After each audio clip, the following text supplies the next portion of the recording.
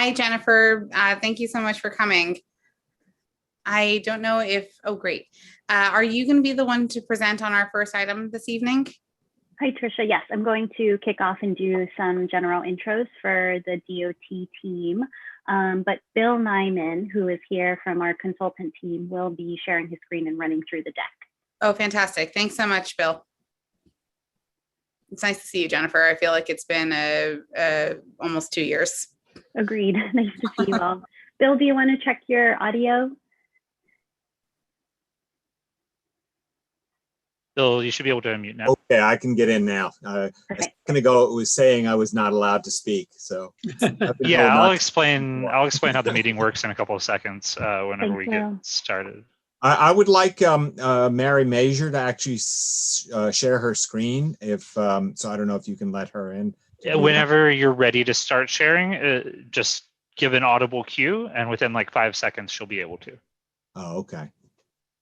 It's sort of an all on or off switch, and not everybody knows how to turn off sharing their screen once they start sharing. So okay. And we don't really want to see what's on everybody's computer monitor. I don't want to show you everything that pops up on here.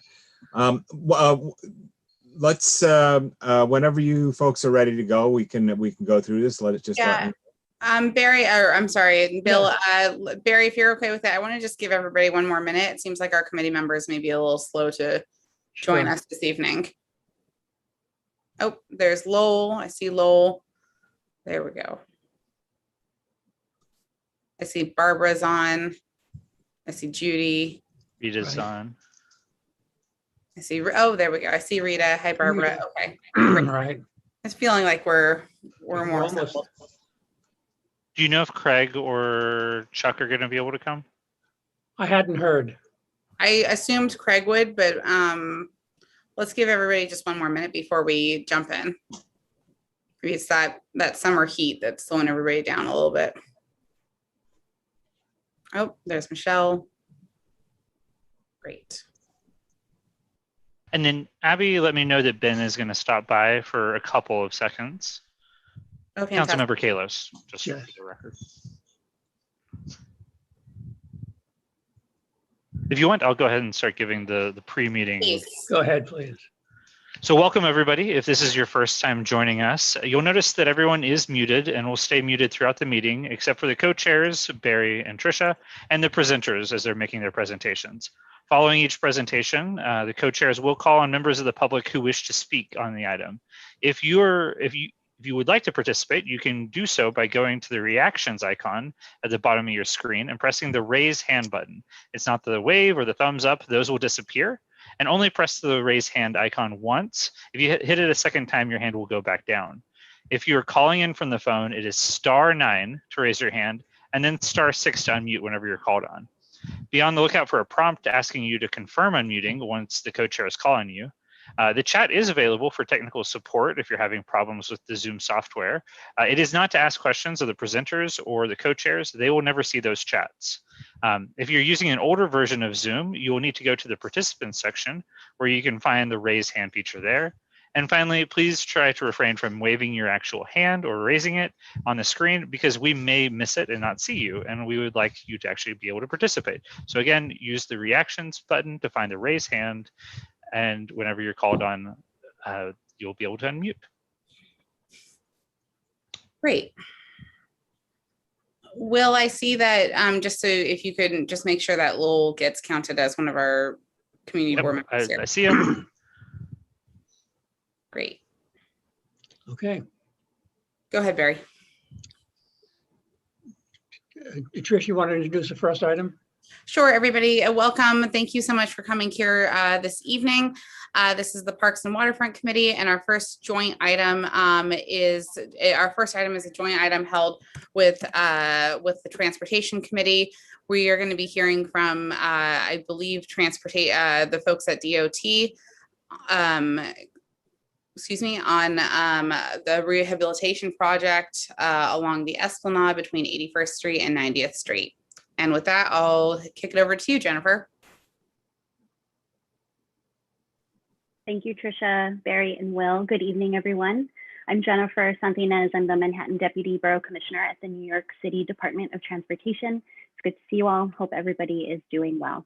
I want to thank all of Community Board 8 for offering DOT and the Parks Department space to present to both the Parks and Waterfront and the Transportation Committees on tonight's agenda.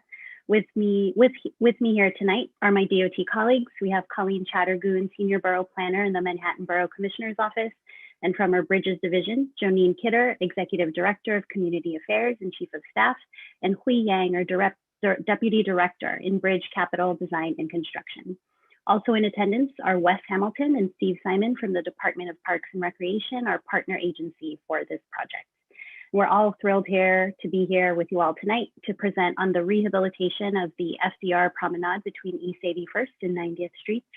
Earlier today, Mayor de Blasio, Parks Commissioner Silver, and DOT Commissioner Gutman announced the city's plans for an $80 million renovation of John Finley Walk. I want to thank all of our elected officials for their support, with a special call out to Councilmember Kalos and Congresswoman Maloney for their continued advocacy to secure this significant amount of funding for this important rehabilitation and state of good repair improvement. And the project is being managed by DOT on behalf of the Parks Department. We're very much looking forward to sharing project details with you all tonight. And as always, we're happy to stay on, take questions following our presentation. And with that, I'd like to hand it off to my colleague, Jonine Kidder.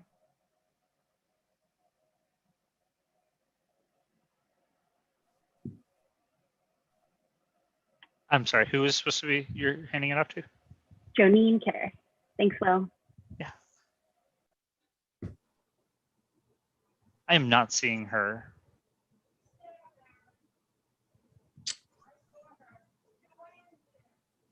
She's not signed all the way in yet. So while we just wait for a minute, I just also want to recognize Patrick McCluskey here from the Carl Schurz Park Conservancy, and Craig Lader, who's a member of the Parks Committee, but also the co-chair of the Transportation Committee. And it looks like Colleen Chattergoon has raised her hand. Hi, it's Colleen from DOT. Jonine is having some technical issues with signing in. Just give her a minute, okay? I just sent her the link. Thanks. Let me add, we've also been joined by Craig Lader, co-chair of the Transportation Committee. Welcome, Craig. I think I'll unmute you. Good evening, everyone. Thank you, Barry. Thank you, Tricia. And thank you, DOT. And thank you, Parks. And thank you, Parks, Oh my goodness. by default. Anybody else we want to thank while we're waiting? Thank you, Will, for No, that was not, no. Well, you fell into the trap, Craig. He does it all the time. And I think, and just in case Joe has to sign on again, I know she did just want to give an introduction to our consultant, Bill Nyman, who will be running through tonight's presentation. And I think we are all set up with those technical connections. Joe will be able to help sort through some of the Q&A. So I think we can, go ahead and hand it off to Bill now, and then we'll offer some space for Jonine to share some comments and remarks during Q&A. Great. All right. Mary Major should be bringing up the presentation so we can speak to that. There we go. Is that as big as that gets? Because I get a bunch of people on the side. If that's as big as it gets, that's fine. Yeah, you're good. Okay, very good. Thank you for inviting us to give our presentation. This is a very exciting project, and the fact that there's a press release today really just makes it extra special that there's so many people out there that appreciate how important the East River Esplanade is, and the John Finley Walk, and this whole segment of the Esplanade. Where the project is being administered by City DOT on behalf of the Parks Department. One of the reasons that that's done is because of the structural nature of the project, and DOT does that with a lot of projects for Parks Department. So this is something that's done quite often. Let's talk a little bit about the project itself, though. It's the FDR Promenade from 81st Street to 90th Street. What I'll be talking about is giving a project overview and explaining some of the challenges of the project. I explain just what a state of good repair scope of work is. Many people don't really understand what's included in that, and in fact, every project is a little bit different. So we'll go through the different elements of the project, things that we're going to be able to include in the project for that $80 million budget. I'll talk a little bit about construction impacts. And monitoring and mitigation of those impacts. So anytime you do construction, there's potential that there's going to be certain issues that arise, and we're looking to mitigate those so that the project runs smoothly without disruption to the local community. I'll talk a little bit about schedule and cost of the project, and then our outreach efforts going forward. So what are some of the challenges of reconstructing this, the FDR Promenade from 81st to 90th Street? Well, first of all, we're working at the top level and at the bottom level, okay, or at the lower level. So we've got the park and the Esplanade, known as John Finley Walk, at the upper level, at the promenade level, but we've also got the roadway down below. And each of them pose their own issues and concerns and things that we have to address as part of our design and our construction of this project. The upper level, the promenade level, we are working in the proximity to private residences between 81st and 84th Street. We have to maintain pedestrian use of the promenade. The promenade itself is integral with Carl Schurz Park, but it's also a continuous route for pedestrians and cyclists along the waterfront. So each of those features needs to be protected during construction. We'll be mitigating construction noise and dust as part of this project. So anytime you do work of this magnitude, there is a potential for noise and for generating dust. And we're looking at measures to minimize those impacts so that the project can be done in the neighborhood without real disruption. As far as the roadway level below, the majority of the work needs to be performed overnight. This is a very busy roadway. The FDR Drive is a very busy roadway, and there's limited space available in the work zone. So we're not going to be able to close down lanes during the day for much of the work. We're going to have to rely on overnight periods to do the work. So anytime we're working on repairing concrete or anything like that from below, it's likely to be done at night. We would have limited working hours based on the restrictions that we have on the FDR Drive roadway.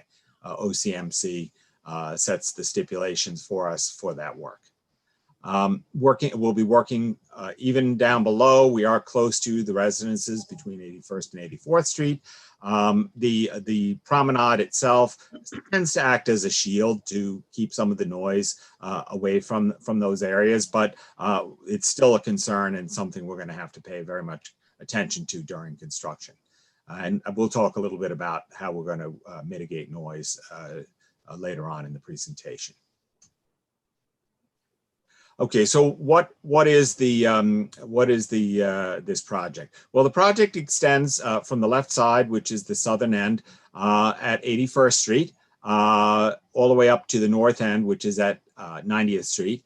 And what the FDR Promenade is a three-level structure. It has the upper level is the one that most people are familiar with because it's the one that's visible from the community. However, there are roadways down below that are busy with traffic as well. The FDR Drive, passes underneath the promenade structure, and there is the Esplanade is the East River Esplanade runs continuous along the waterfront in this area. So persons from the south would be able to come up a ramp to the structure. Mary, can you point that out? Yeah,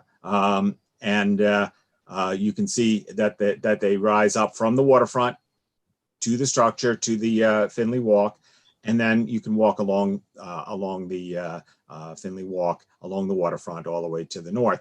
As you get further up, you pass Carl Schurz Park, and then there's an area near Gracie Mansion. In that area near Gracie Mansion, there's a tunnel basically under the backyard of Gracie Mansion, and there's a waterfront walk. We're not working on that waterfront walk in that area. That's outside of our scope, but we are working behind Gracie Mansion because there are some issues to be addressed there as well. Looking from the side, from the river, you can see how the structure is stacked 3 high. The top being the FDR Promenade, known as the John Finley Walk. It's an original 1939 structure, so there's really been limited reconstruction since that was originally built in 1939. So it's an 80-year-old structure. The middle level is or known as the mezzanine level, is the southbound FDR Drive.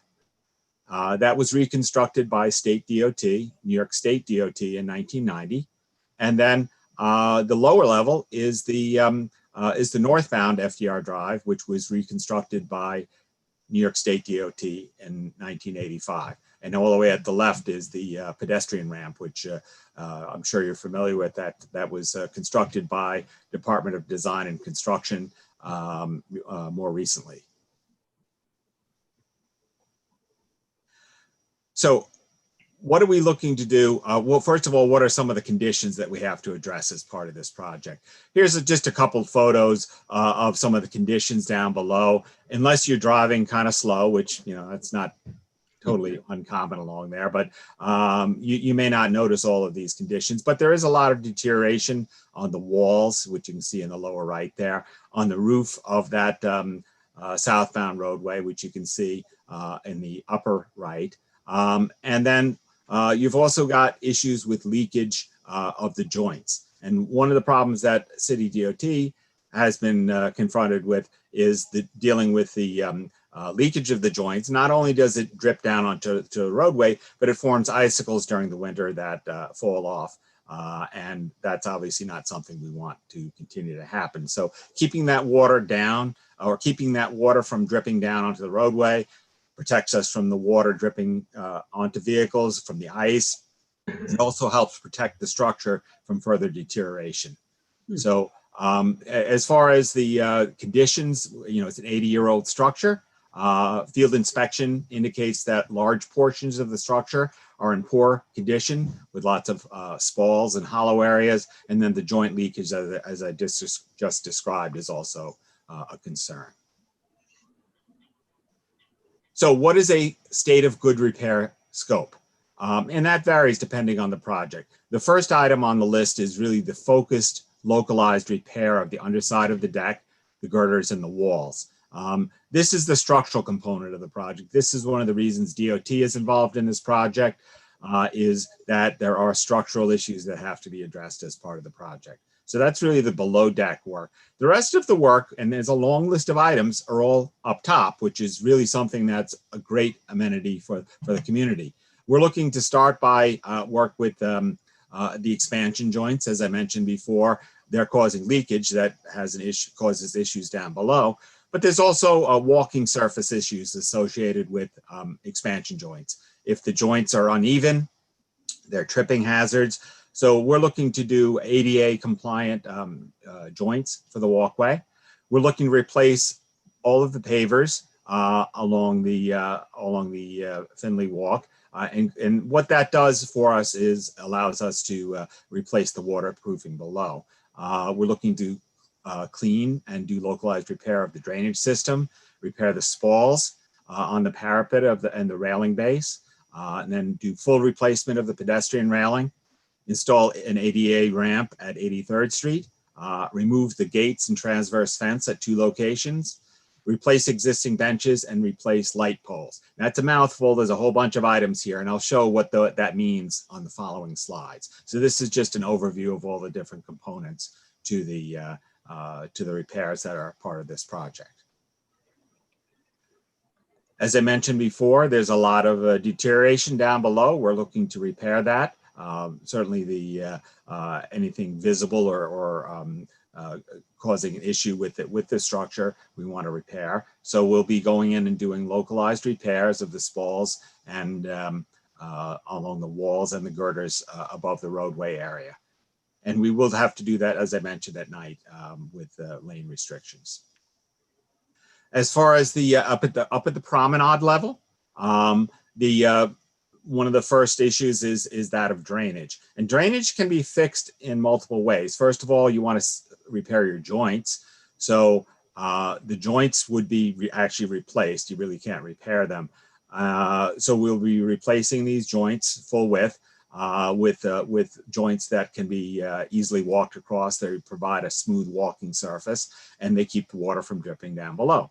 The other thing that we do is up in the upper left there's this little thing that's kind of embedded in the wall with some grass growing in front of it. That's what they call a scupper, and it's a very small one. One of the problems we have along the promenade is that a lot of the drainage systems are really not up to current design standards. We'd have something more substantial that could be cleaned more easily. So we'll upgrade the drainage features on the structure, clean them out, make sure that the water can get off of the esplanade, and then also would work with and replace pavers.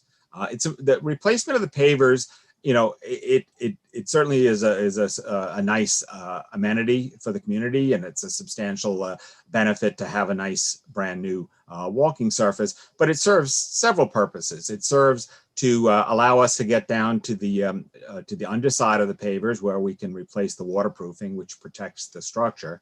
It also allows us to level up the surface. And that's real important because by leveling up the surface, we can get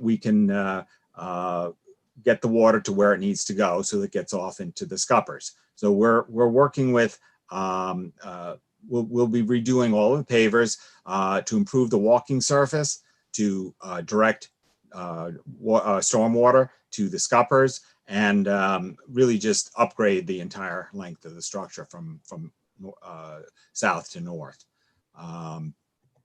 And I believe that's everything on this slide. Yeah. As far as the ADA compliant upgrades, there's several things going on. There's areas where there are no pavers, they're just concrete surfaces, and many of them are quite deteriorated. So obviously we would repair all of those areas, install new concrete walks in those areas. And there's the joints that have rubber seals in them that are failing. So we're looking to upgrade that as well, because ADA compliance involves level walking surfaces. We have one location at 83rd Street where there's no ADA ramp from the street onto the esplanade, and that would be installed as part of this project. As far as the railing is original 1939 railing, and the style of the railing is consistent with other railing up and down the East River.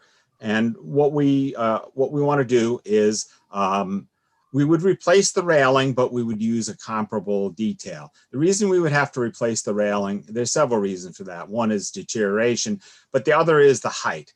The railing is really not tall enough for cyclists, so we need to install a railing that's 4 foot 6 inches height above the walking surface to make it consistent with cyclist use of the John Finley Walk. And so we'll also be reconstructing the parapets, the concrete that's below the railings. And there's spalls in there and other causes of deterioration. So we'll repair that. We'll replace the railing for the full length. That'll allow us to, rather than taking off the old railing, modifying it, trying to put it back, trying to make it work, replacing it is a more economical solution. Some of the other things that will be done as part of this project, there are 2 transverse fences and gates across the Finley Walk, and those would be removed as part of this project. They're just kind of maintenance concerns at this point, and as part of the project, we would remove them. In addition, we would work on some of the architectural features. up at the promenade level. We're looking to replace all of the benches. They're the 1939 World's Fair benches, and that's consistent with other benches in the area. So we would replace them with new benches of a comparable design. And I believe we're going to have roughly the same number of benches. Obviously, we haven't determined a final scope yet on this, but we are going to replace the benches. In addition, there are areas where there are benches built into the walls adjacent to Carl Schurz Park, and those benches would be repaired. The brackets would likely remain. We'd replace the seating surface on those as part of the reconstruction. As far as lighting, there's two different kinds of lighting out there. In the lower right, that's the park lighting, which is by Carl Schurz Park. We would install new lighting replacement, very similar to what's out there today.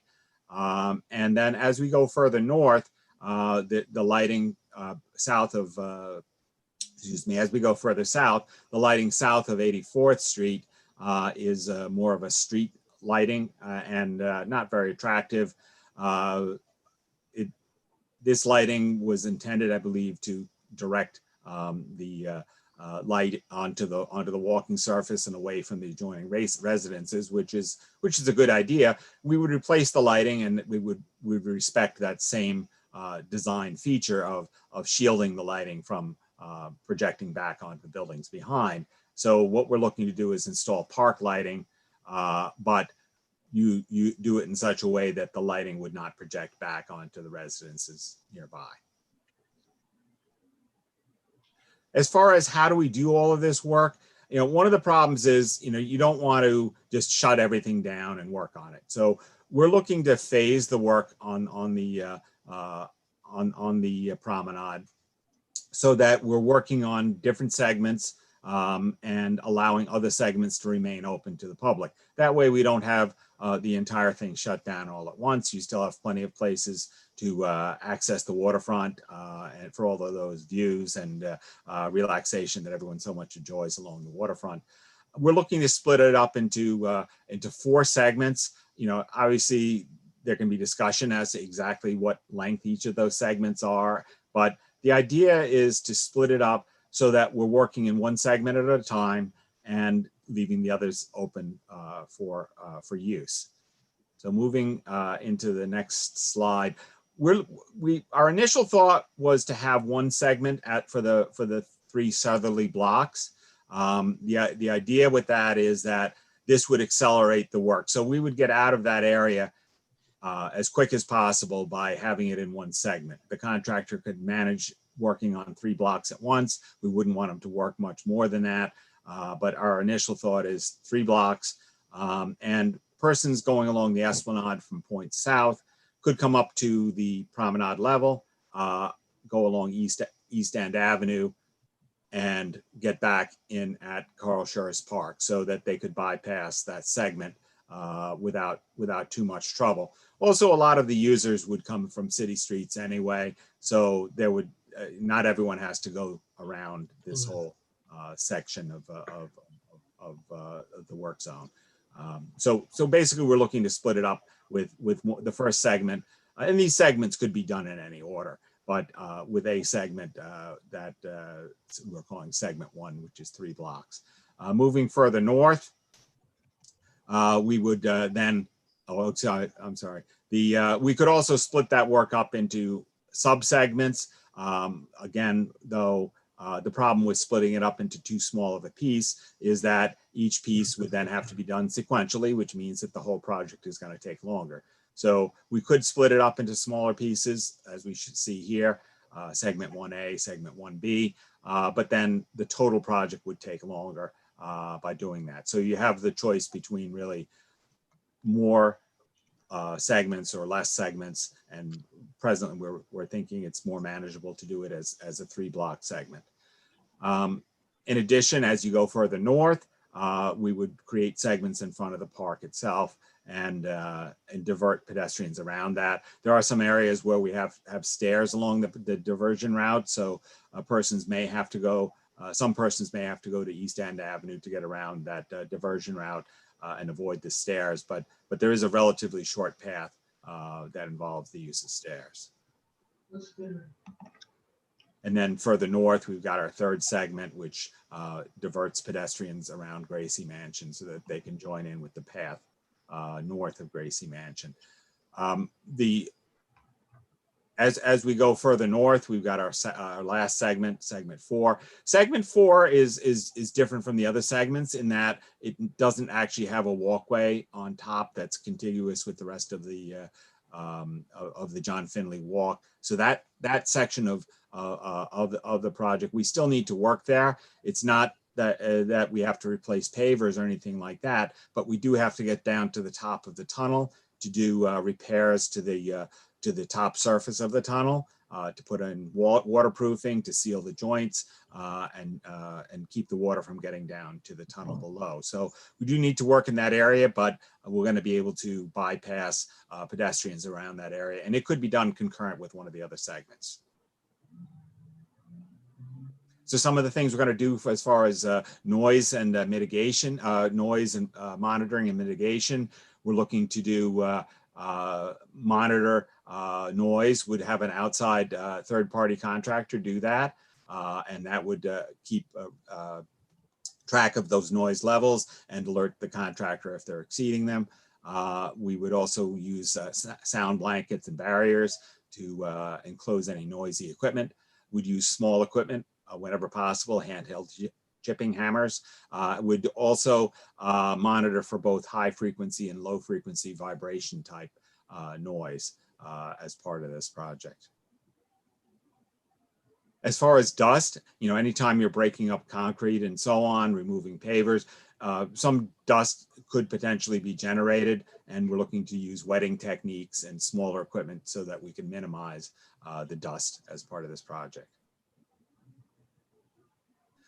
The project schedule and cost, we're looking to get into final design in December of this year. So that would be the beginning of final design with a bid opening in December of 23. During that period, there would be a design process, a bidding, or a process of getting the project ready to bid and so on. And then the construction would begin in the summer of 24. And be completed in June of 27. Now, bear in mind that there are going to be some seasonal restrictions as part of the project. So there are areas that we would work on in the summer season, and we would keep as much of the park open as possible for public use in those peak seasons. And the total investment would be in the range of $70 to $80 million for the whole project. As far as the community outreach during construction, there's the outreach while we're developing the design, but there's also the outreach during construction. And one of the things is we really do want to make sure that there's opportunities for public feedback during the construction period to not only keep you informed, but allow a mechanism for input during the construction process. So that would include meetings with the community board, with elected officials, first responders, parks, and so on. And communications would be done via public information meetings, newsletters, and we would maintain a contact database as well. And that brings us to our questions. And I'm hoping that Jonine is now on. Okay, I know that I would guess that we have a lot of questions, but I first want to hand it off to Councilmember Kalos, who I think has joined us. Thank you very much to Tricia. It was good to see Tricia, Russell Squire, and so many people, Barbara Rutter, with Congressmember Carol Maloney. As we announced this, we literally stopped people on the Esplanade because they were so excited about this. I will say we've actually had constituents who fell and tripped on what are now the raised connectors and needed to have major facial reconstructive surgery. And so this is very welcome. I also want to thank Civitas. It was their executive director in 2015 that helped us identify the money that was in the city budget And we have been pretty dogged in following up with Parks Department and DOT over the past 6 years to make sure the money gets spent. Anyone who doesn't know, the Second Avenue subway was funded 100 years ago, but it took us 100 years to get it done. Similar with this, we got this funding 6 years ago, and it's pretty good to see it moving forward.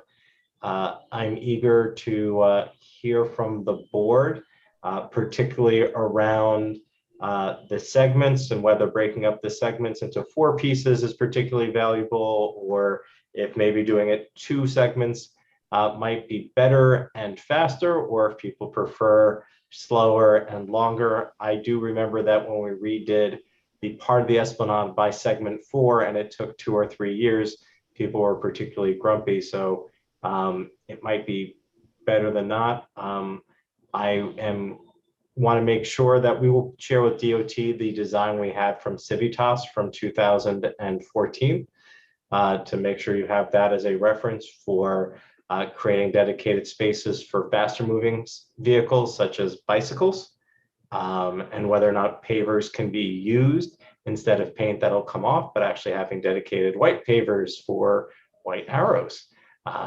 or green arrows or whatever colors you wish. I'd also love to hear from community boards and any members present about the semicircular areas.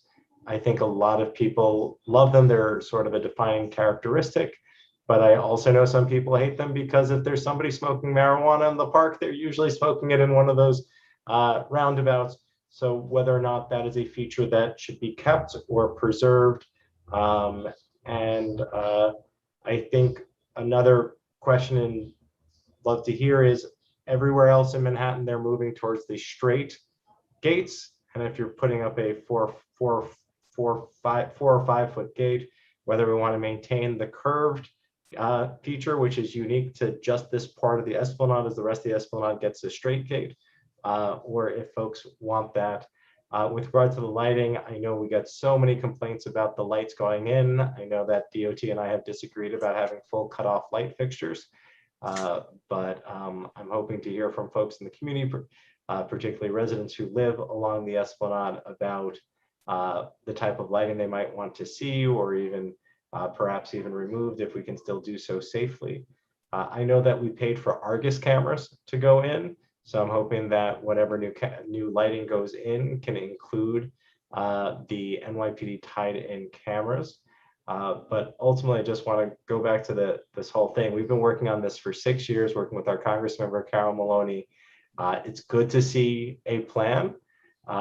The only thing that is a little disconcerting is that this is the last piece of the Esplanade that I haven't finished yet. And if we can get it done a little bit sooner, I'm disappointed I didn't get it in the ground before my term is up. Hopefully I'll have more time. But 2027 means that this could be a project that went from Jessica Lappin to Ben Kalos to whoever my successor is to another council member. And it shouldn't take 4 council members to get this park done. So I hope we can do so. And I think another question we know is Brearley has been waiting years now for an answer from DOT and Parks about when they can do the renovation of the pier. And we do need an answer on whether or not the changes you are making are going to have an impact on the pier, or if we can green light that project. And I think those are all some of the things that I'd love to hear from the community and from DOT on. And I have to hop, but I know we have Abby Damsky from my team, I believe. I'm looking to see if she is on. I see a thumbs up from Will Brightbill, and I'll probably take a look at the YouTube later. I want to thank everyone. You can email me, bkalos@benkalos.com. Thank you for your partnership in getting this done. Ben, thank you very much. Greatly appreciate your hard work over the last 6 years to get this moving, and we'll do our best to see it gets done before you move on. We'll call on a member of the public first before we go to the board members. Patrick McCluskey, would you please unmute Patrick? Hi, thank you. Again, I'm Patrick McCluskey. I'm the executive director of Carl Schurz Park Conservancy. And so this is the first we've seen the plan. Obviously, I think as all of you know, this has been something that has been as far as I'm aware, in discussions since 2000. So it's great to see the plan, and I appreciate the opportunity to review it tonight. One of the things I just want to throw out there is noticeably absent is just kind of a conversation and with Carl Schurz Park Conservancy. We are very involved in the running and the day-to-day operations of this park, obviously in great partnership with the Parks Department. And so, certain things and the way things that are going to be changed and used, like the entrances at 84th, are also some of the, what's going to be closed when. We'd love to talk more about that. I have a number of questions, but I want the public other than us to be able to speak tonight. So I'm wondering if maybe we could find a time just to go over this in more detail and maybe even meet in the park and kind of look at certain areas to talk about. We had been, as the Conservancy, starting to redo the circular bench areas. And so, that's something we were going to take on. I'm glad to see that may be addressed as well. I know that one of the joint areas goes through at the 88th section, that area. So interested to know more about that. But if we could maybe just offline have a separate conversation, it would be really appreciated. So Jennifer, I was able to finally get my technology working here. I apologize to everybody. I got kicked out of the system twice. This is Jonine Kidder from the Division of Bridges Office of Community Affairs. So Patrick, it's a pleasure to meet you. And the answer to your question is yes, we're happy to engage our stakeholders.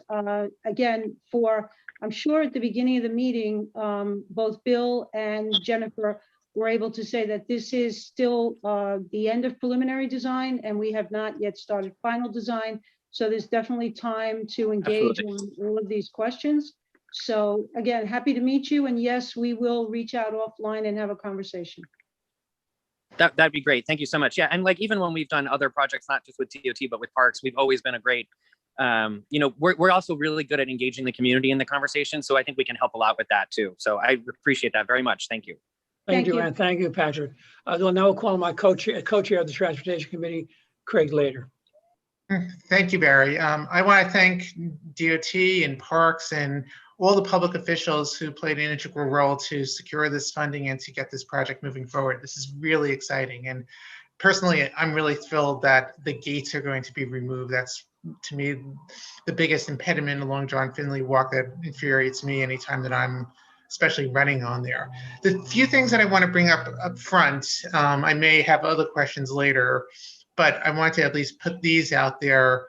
For the most part, deal with accessibility issues. So if you can possibly go back to the segment 1 slide. So my concern here is, as I'm sure you know, the 81st Street pedestrian bridge does not connect to 81st Street itself in an accessible manner.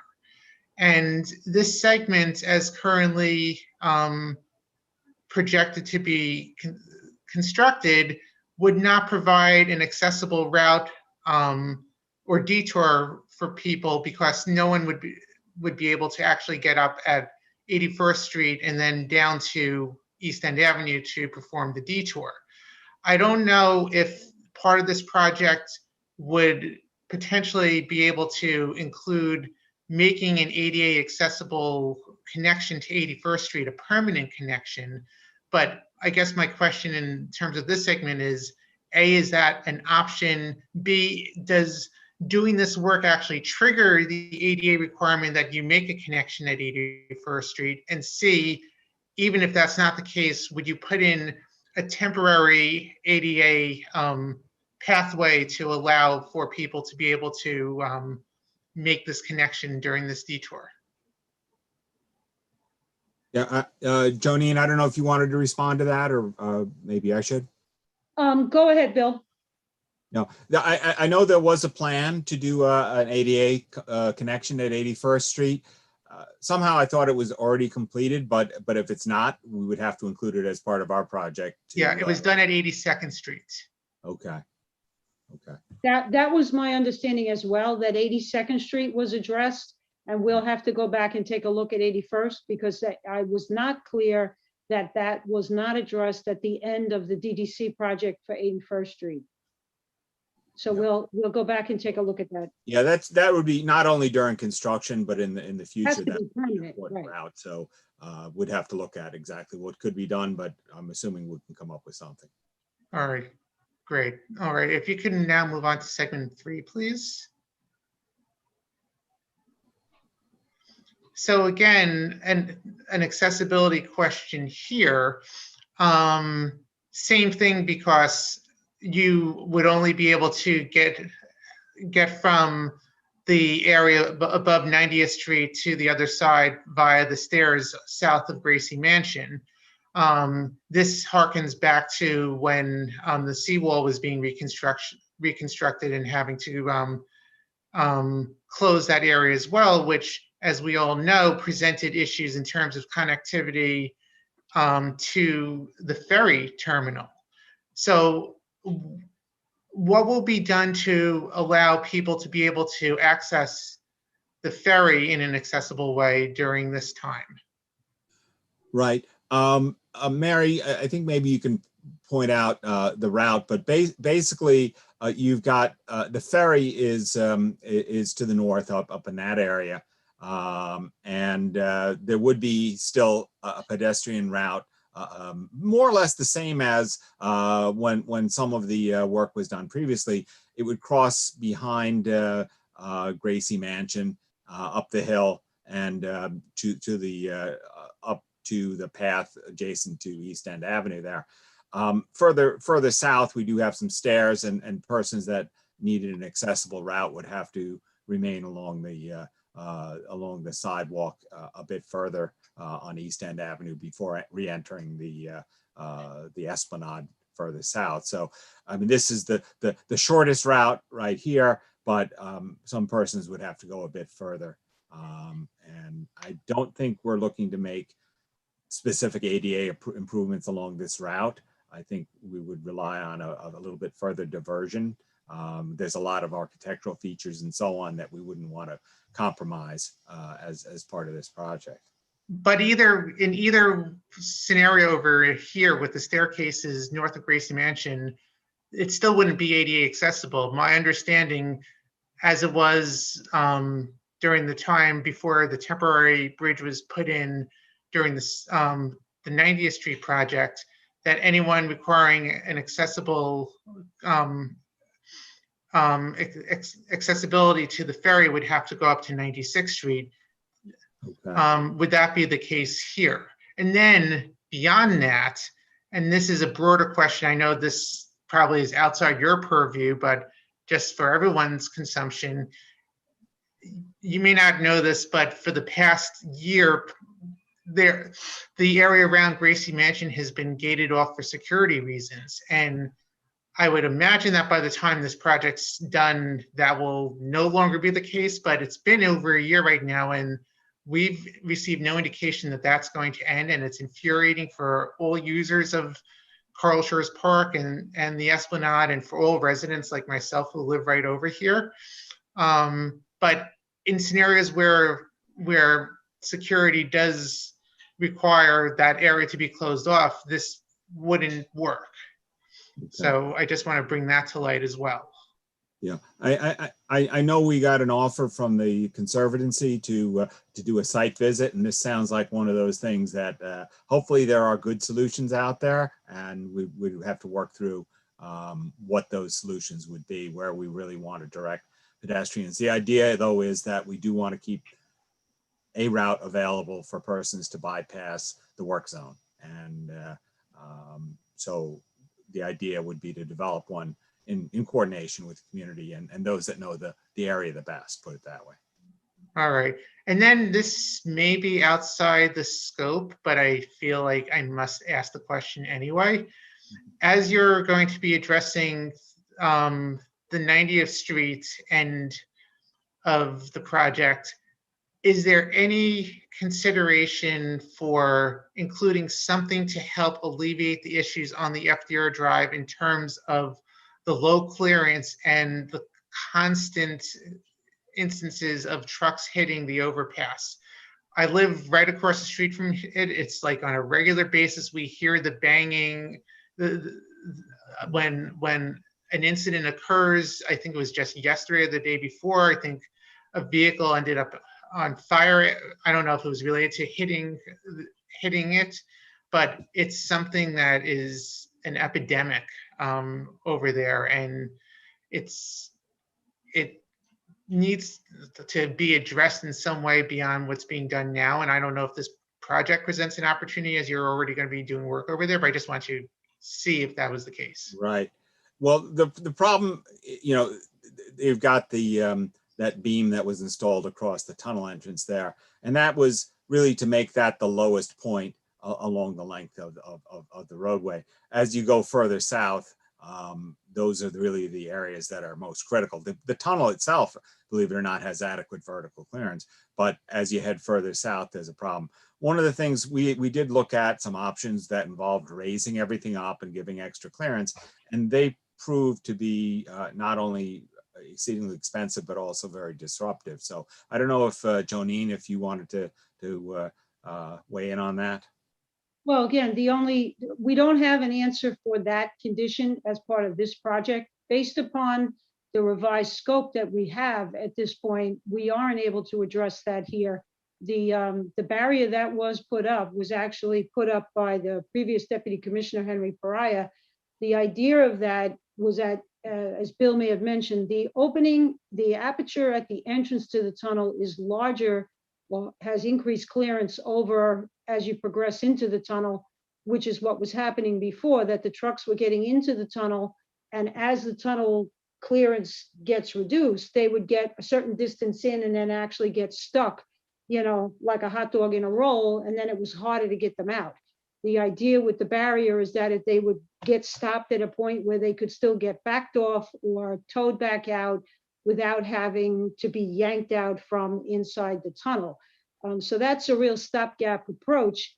I know that our freight mobility group, Jennifer, I don't know if you can speak to this more adequately than I can, but the freight mobility group has looked at trying to find ways to prevent or at least severely restrict vehicles getting onto the FDR up at the entrance ramp that's past the asphalt green, and try to find ways. There were, for a time, there were chains that were hanging down, and the idea the trucks would hit the chains and stop. And the problem is when they hit those chains, they just flap them over the pipe that's at the top, and that's the end of it. So statewide, they have stopped using those chains on all of the low clearance ramps that they were using for a while. I know at this point, from our point of view, it's essentially a PD enforcement issue, but our freight mobility group has got this and the 17th Avenue pedestrian bridge off the Verrazano are the two bridges that we have that get hit the most by tractor trailers that don't belong there. And it is a priority for the agency to try to find a way to do something with it. We're just not able to include it in the scope of work for this project. Okay, I appreciate that answer. And I did not know that the barrier was in place for that reason. Yes. But for now, I'm all set. Thank you for your responses, and thank you. And thank you, Craig. We're going to move now to members of the public. Betty Cooper Wallerstein. *6, Betty.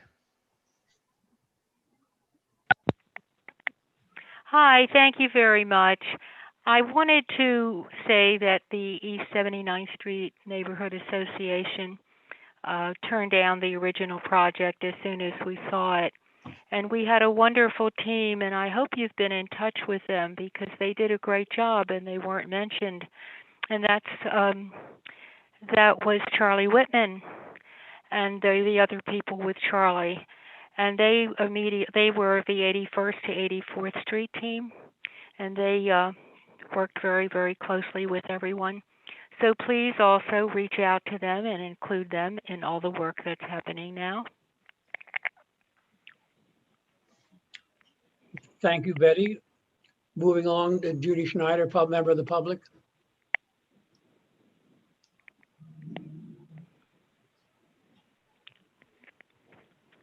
I had a couple of questions. I was a little confused about the construction. Are you doing both? Are you working on both the middle roadway and the lower roadway when you're fixing the joints and the dripping and everything? Yeah, it is a little bit confusing. For much of the length, we're working from the middle roadway, the mezzanine level, Much of because it is. that's directly below the overhead area, and we can access the wall and the underside of that structure. However, at the south end of the project, and also at the north end of the project, the roadways start to become side by side at that point. So the Finley Walk actually extends over the northbound roadway at that location. So we do have some parts of the roadway at the south end and at the north end where we would work from the northbound roadway as well as from the southbound roadway. But for the most part, we're working from the southbound roadway. Okay. And did you mention, you said there will be some lane closures at night, but it won't be closed completely, right? There'll always be one lane that's open during the construction, or? Right. The idea, the way we've got it presently planned, we're doing, because the lanes are so narrow, you really can't just close one lane. It doesn't help so much. So what we would do is we do 2-lane closure, leave one lane open, and that allows you to work below the central portion of the deck from below and so on. The way OCMC does it is they allow you to take one lane at a certain time in the evening, and then later on you can take a second lane. So we would probably work, say, in the right 2 lanes in the middle of the night, and then in other nights we would work on the left 2 lanes. So that way you would be able to access, for example, the wall that's adjacent to the roadway. You'd be able to access the underside of the deck. And it really has to be programmed around the work that you have to do. One of the things we want to do also is work in multiple areas at once. The beauty of that is when you set up your traffic pattern, which is, put up your barrels and so on, you can work in multiple locations along that length of the project to speed up the work. So we're looking to try to minimize the amount of times that we have to do these lane closures by consolidating or allowing more operations to occur concurrently. Well, the work is really needed on the roadways, so I'm glad that it's being done. And just out of curiosity, this part of the roadway that you're working on, this is city roadway and not state roadway? It's a very confusing situation out there. The structure itself was built by the city of New York in the 30s, and it's part of a state highway. So the state is actually responsible for the 2 lower levels, and the city is responsible for the upper level, which makes the reconstruction challenging because the state came in the past in the 80s and the 90s and did some work down below, but they didn't touch the upper level. So now we're coming back and working on the upper level. So it is a split jurisdiction kind of structure. Okay, well, I thank you very much, because we've been asking for that repair to be done for many years. So thank you. Okay, and now back to members of the board. Barbara Rutter next, please.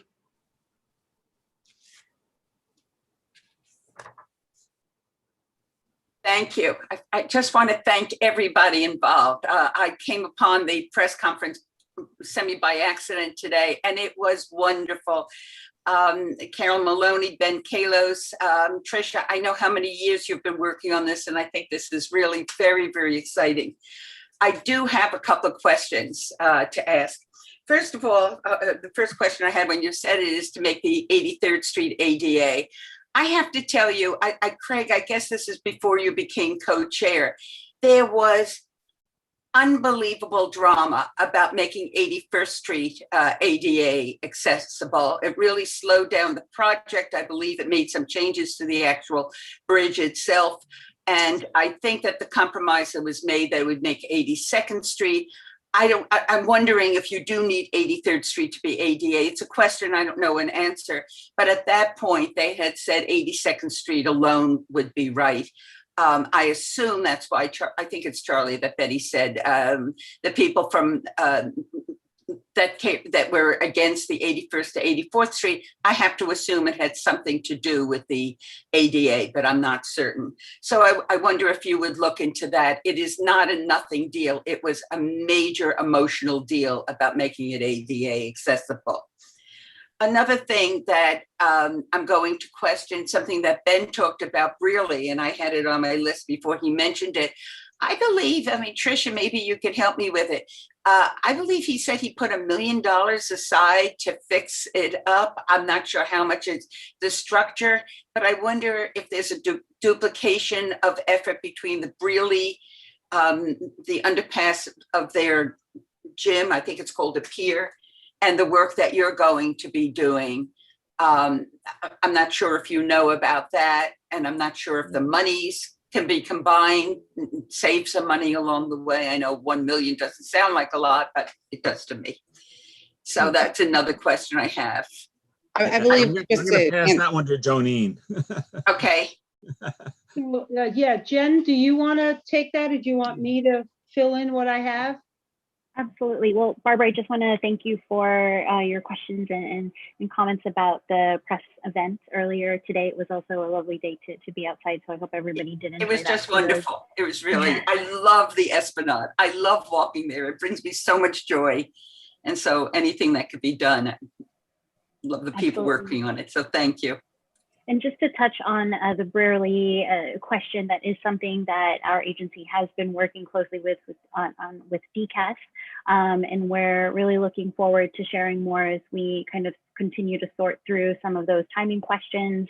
But you know, as of right now, we are continuing to review, and we're looking forward to sharing more soon. And I don't know, Jill, if you did want to just add a little bit more or try to address some of Barbara's other questions. I did just a little additional context so that you, we have had several meetings. Ed's office has been leading this effort in scheduling meetings for us with DCAS, and it's been kind of a long road to try to figure out the history of this. But what I have learned in the 3+ years that I've been part of this is that DCAS actually does own the structure. And there was money set aside because of the leasing responsibility between Brearley and DCAS.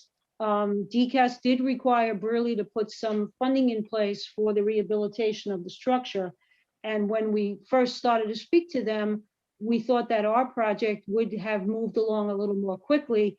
And so in order to not have them work on the structure for a period of time and then have us come along and have to close it to work on that segment, it didn't seem to be prudent to have them spend the money, work on it, then have us close it and possibly temporarily remove it, and then have our contractor put it back.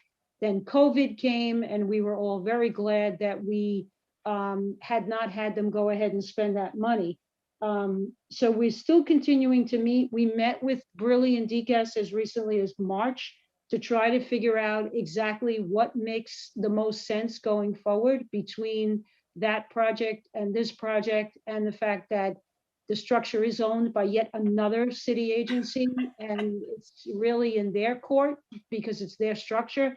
So trust that we are really trying to tease apart this ball of wool that is Brearley, and trying to make it work the best for everybody, with being very prudent with their money and not having, you know, them go ahead and spend money on something that's going to be taken down in a short period of time. So we will be back to you on Thank that. you. What I understood is it was Ben, I think that it was money from our council member, Ben Kalos.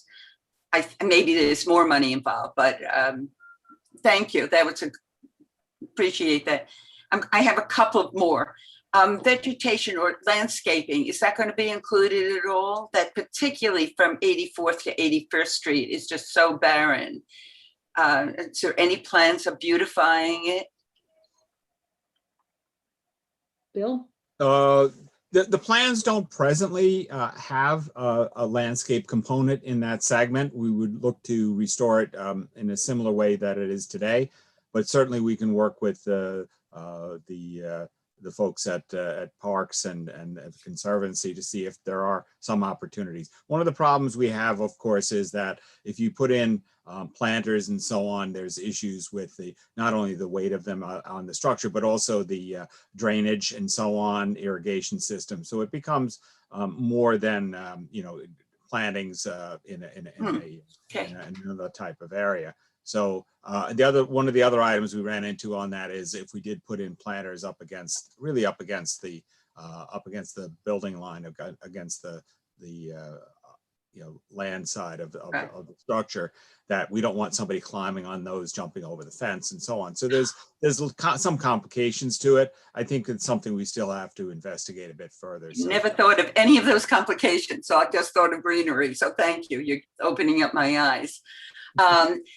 It's sort of a similar question to really, how many years ago, several years ago, the fence, the wall by Gracie Mansion literally fell in.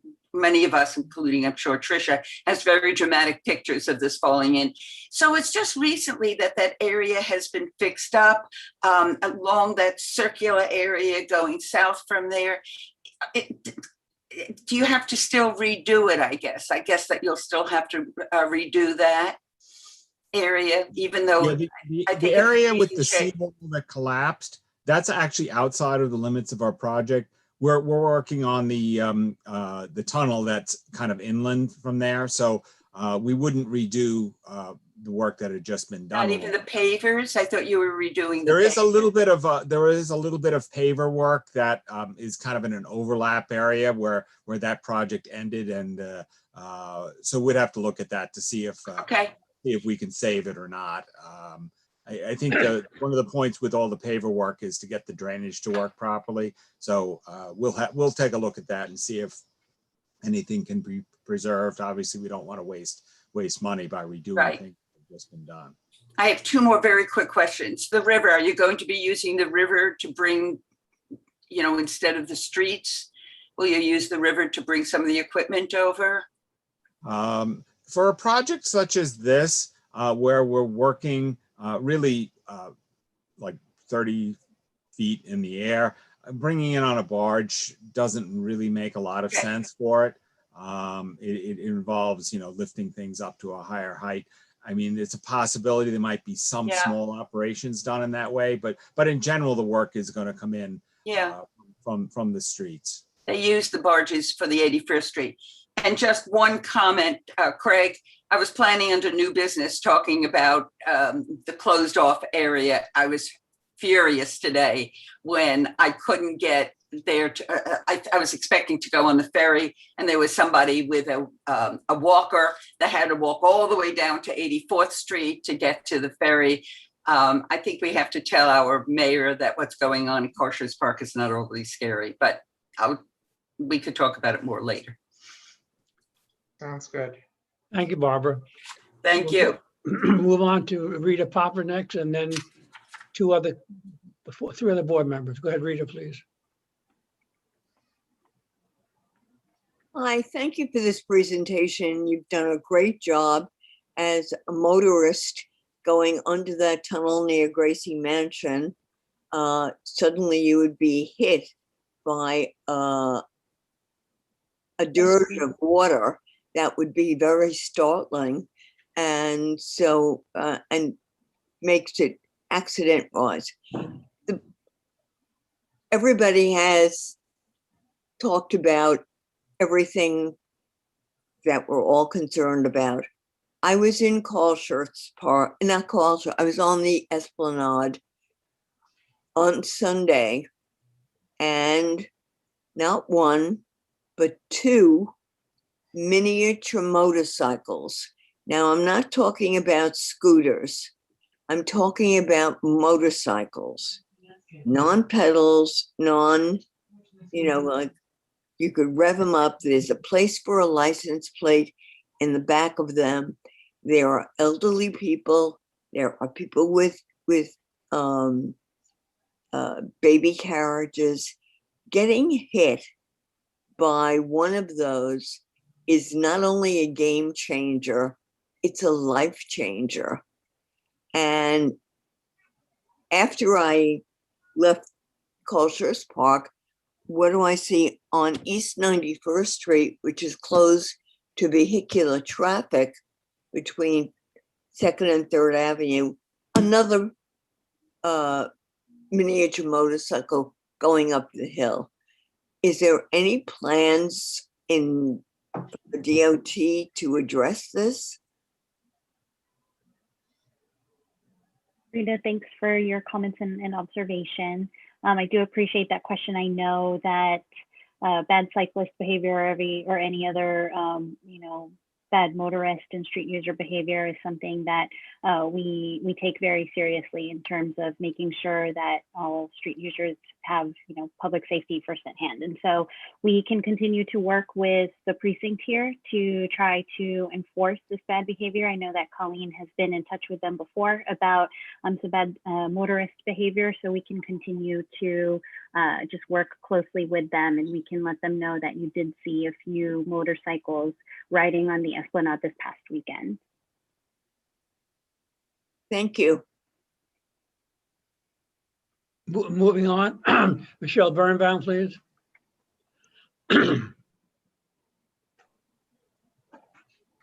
Yes, thank you. Thank you very much for the presentation. Yeah, these repairs sorely need to be done, so I'm glad the project is underway. I have some questions about the aesthetics. There are some lovely touches along the Esplanade, traditional touches and things that have been there since its inception in the 30s, since it was built, that I personally would like to see remain or be replaced in kind if they can't be repaired and remain. And for example, you were talking about the railing. I would love to see it, even though you have to raise it till 4 feet 6. I would like to see it remain curved. It's very charming. It speaks to the period in which it was built, and it would be wonderful if it would remain. The same being said for the benches. I'm sure that they need some, I don't think you can repair them, and maybe you need to replace them. But is it possible that you're going to replace them, I hope, with benches the same in kind, the same wood and wrought iron? Can you do that? Yeah. As far as the benches, the intention was to, or is to, replace in kind. Parks uses what we call the 1939 World's Fair benches throughout the city, so it's still a readily available product, and that's what we were expecting to use here. As far as the railing, we recognize that the context of the railing that's out there with the rest of the structure, it does blend in. We're still going to have to go through the Public Design Commission and so on with some of these features to be sure that we're making the right choices. But the concept right now is to replace using a similar style railing, but taller. It may not have quite as much curvature to it. The problem with the curvature is that it produces this surface on the top of the parapet that persons can climb onto and jump over the railing. So we have to address safety concerns in addition to aesthetics. So we need to consider this quite carefully. And I did also hear someone else was advocating for a different style of railing. So I think there's different choices. Presently, we're thinking of something though that's comparable to what's out there, but brought up to current design standards. And it would be an iron railing that's actually a fabricated railing that's, it's custom fabricated for the job. Right. Right. Well, I appreciate that being the overriding aesthetic. I also, I would like if you would keep the traditional lighting and maybe carry it all the way through as best you can. And in terms of the curved fencing being a danger, it's been there since 1930 something, and thank goodness we haven't heard of any disasters or anybody using it in an inappropriate way. So I think that probably can be mitigated. I want to speak also about the gates. I appreciate what Craig said. However, I'm envisioning that these gates are usually swung open. And I can't picture them, in terms of that position and how they are held in that way. But to me, they also speak of the time. And I think it would be a shame to remove them. I would really like to see as much any artifact on the esplanade that is of the period to please remain of the period. And I realize it's going into the design process, but as you're doing your thinking or making your suggestions or passing the project off to the design team, to please note, some of these concerns. In terms of mitigation of the construction difficulties, I know you're not using the traditional jackhammer. You called it a what's sort of a handheld jackhammer. Is that going to be used in the nighttime hours, overnight? Yeah, that's one of the things, is that we would need to do those concrete removals at the deck level, at the upper level. That would likely be done during daytime hours because we don't have the traffic restrictions up there. So that would be a time when any noise that would be generated would be less disruptive. The area down below, though, that work would be done at night. We did look at different options. There's different types of construction equipment that could possibly be used, but we want to get the job done relatively quickly, and using conventional equipment. There's several other techniques that could possibly be used. So I don't know that it's absolutely decided which equipment is going to be used, but in the lower areas, we have the opportunity to shield the noise from the community, and I think that's one of the techniques we'd have to use there, is to put up these noise shields around any equipment that's being used, so that we can mitigate that noise, even though it is Mary? generated. Yeah, I would. I'm sorry, can I Mary would go say back to that the would. slide with the mitigations? I wanted to just mention the slide with the mitigations. If you take a look in this slide in the upper right-hand photo, this is a wall along the BQE in Brooklyn Heights where we're doing substantial structural repairs. And we have people that are, extremely close to the work site as well as an elementary school. And so what our contractor was able to do here, which was the first time I had been involved in this, around the actual man lift, the scissor lifts that are there, they actually created those booths. And all of the chipping and jackhammering was done within those booths. It's not a panacea. There is no silent construction. It's impossible. But those booths did significantly reduce the noise. It kept it contained within that booth. And of course, they can't be completely closed. The top had to be open so that there was not a buildup of heat from the equipment, while the men were also working. But this is a technique that we're looking at. This was the first time it was used. It's currently being used right now on that wall.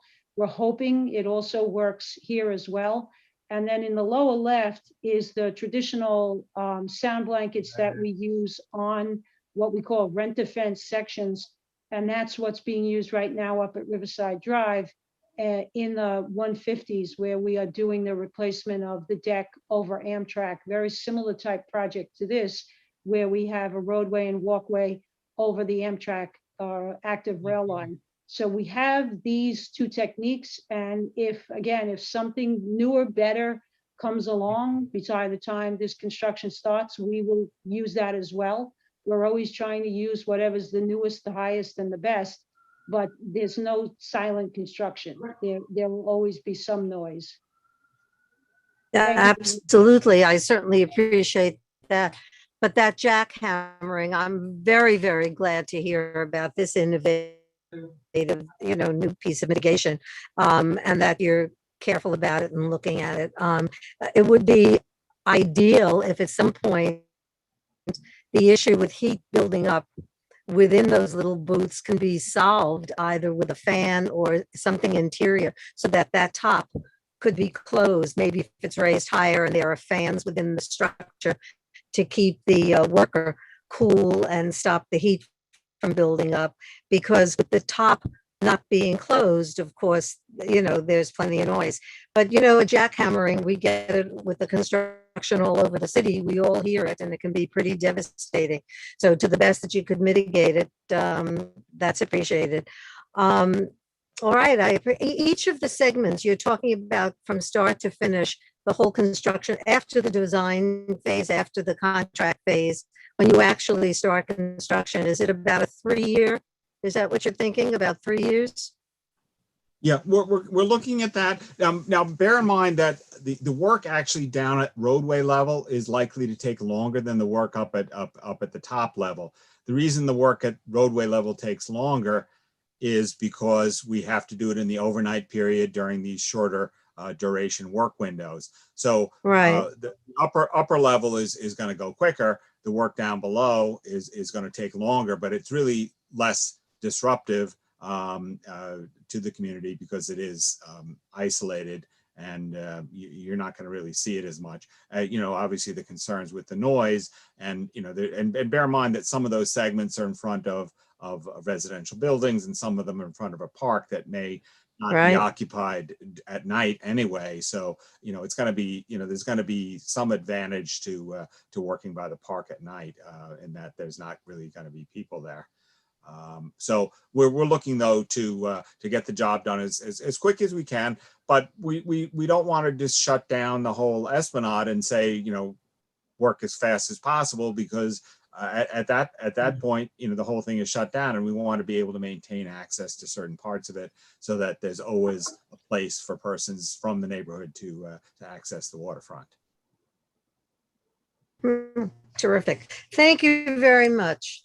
Thank you, Michelle. Lowell Barton, please. Hi, quick question about the scuppers and the drainage. I'm a big fan of the green infrastructure, bioswales. The stormwater, where does it go? Is it going to the system where it goes into a wastewater plant, or is it clean enough just to go to a river? What are you doing with the stormwater? Yeah.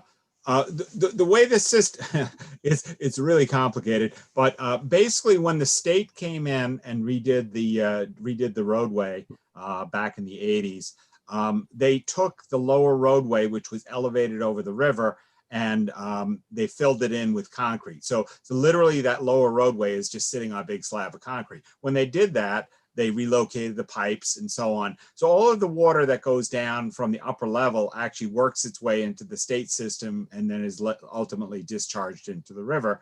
And bear in mind that the area at the Esplanade level is not getting all of the roadway salts that occur down below. So we're allowing that water to continue to go into the same system as part of this project. We're not putting it into the wastewater treatment plant or anything like that. It's a preservation of existing system that's already in place. Yeah, it would seem that water would be very clean, as compared to a roadway waste. All right, thank you. Thank you, Lowell. Felice Farber, please. Hi, thanks. I thought it was a very good and thorough presentation. I have a couple of questions. Since we were just talking about noise and noise mitigation, and this is right on top of people's residences, and clearly there will be a number of complaints about noise, that you specify as clearly as you can in the contract documents exactly what you expect from the contractor, and perhaps identify the noise mitigation measures that you expect, so everybody going into it knows what to anticipate and what they'll have to do. And then this would also be a great opportunity.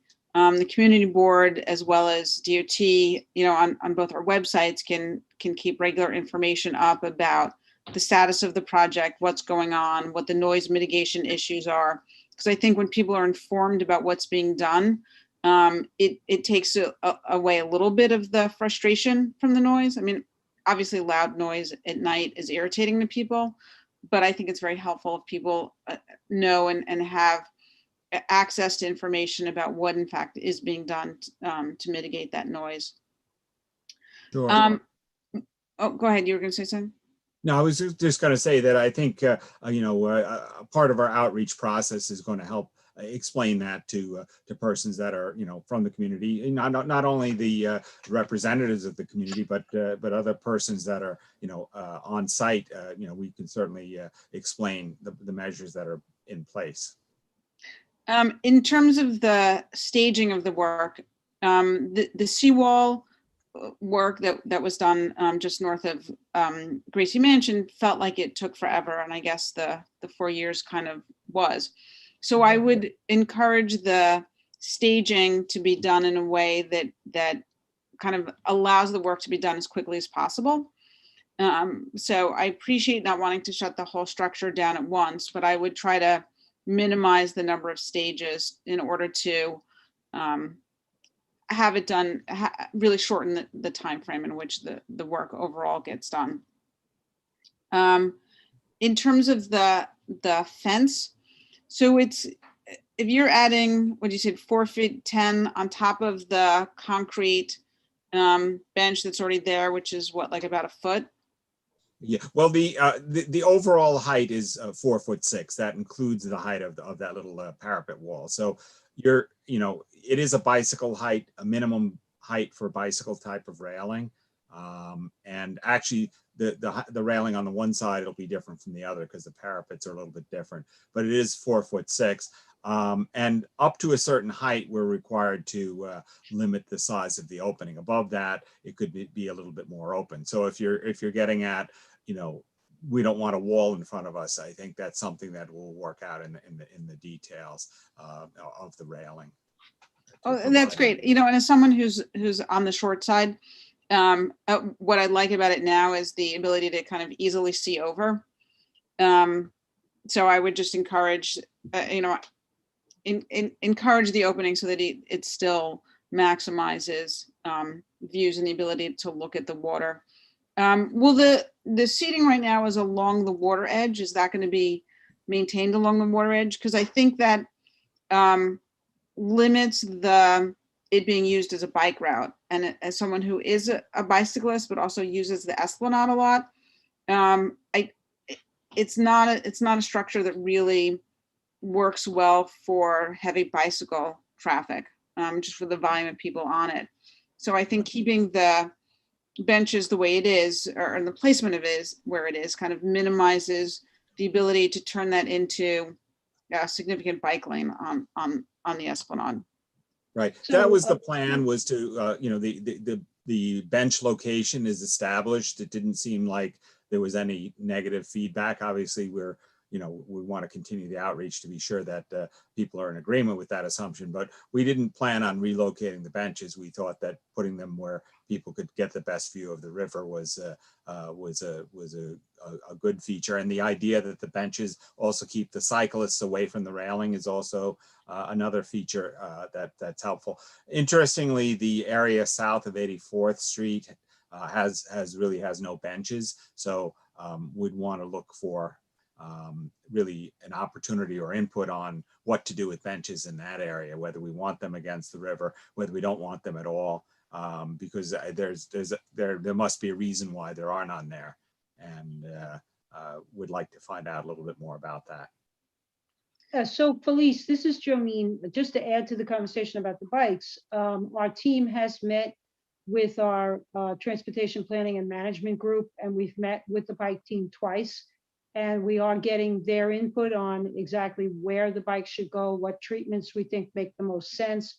I couldn't agree more that, paint has a limited life cycle, and particularly all of you who look across the river at the Roosevelt Island Bridge know that dark red is the color that fades first. So when things are painted red, they just tend to fade the most.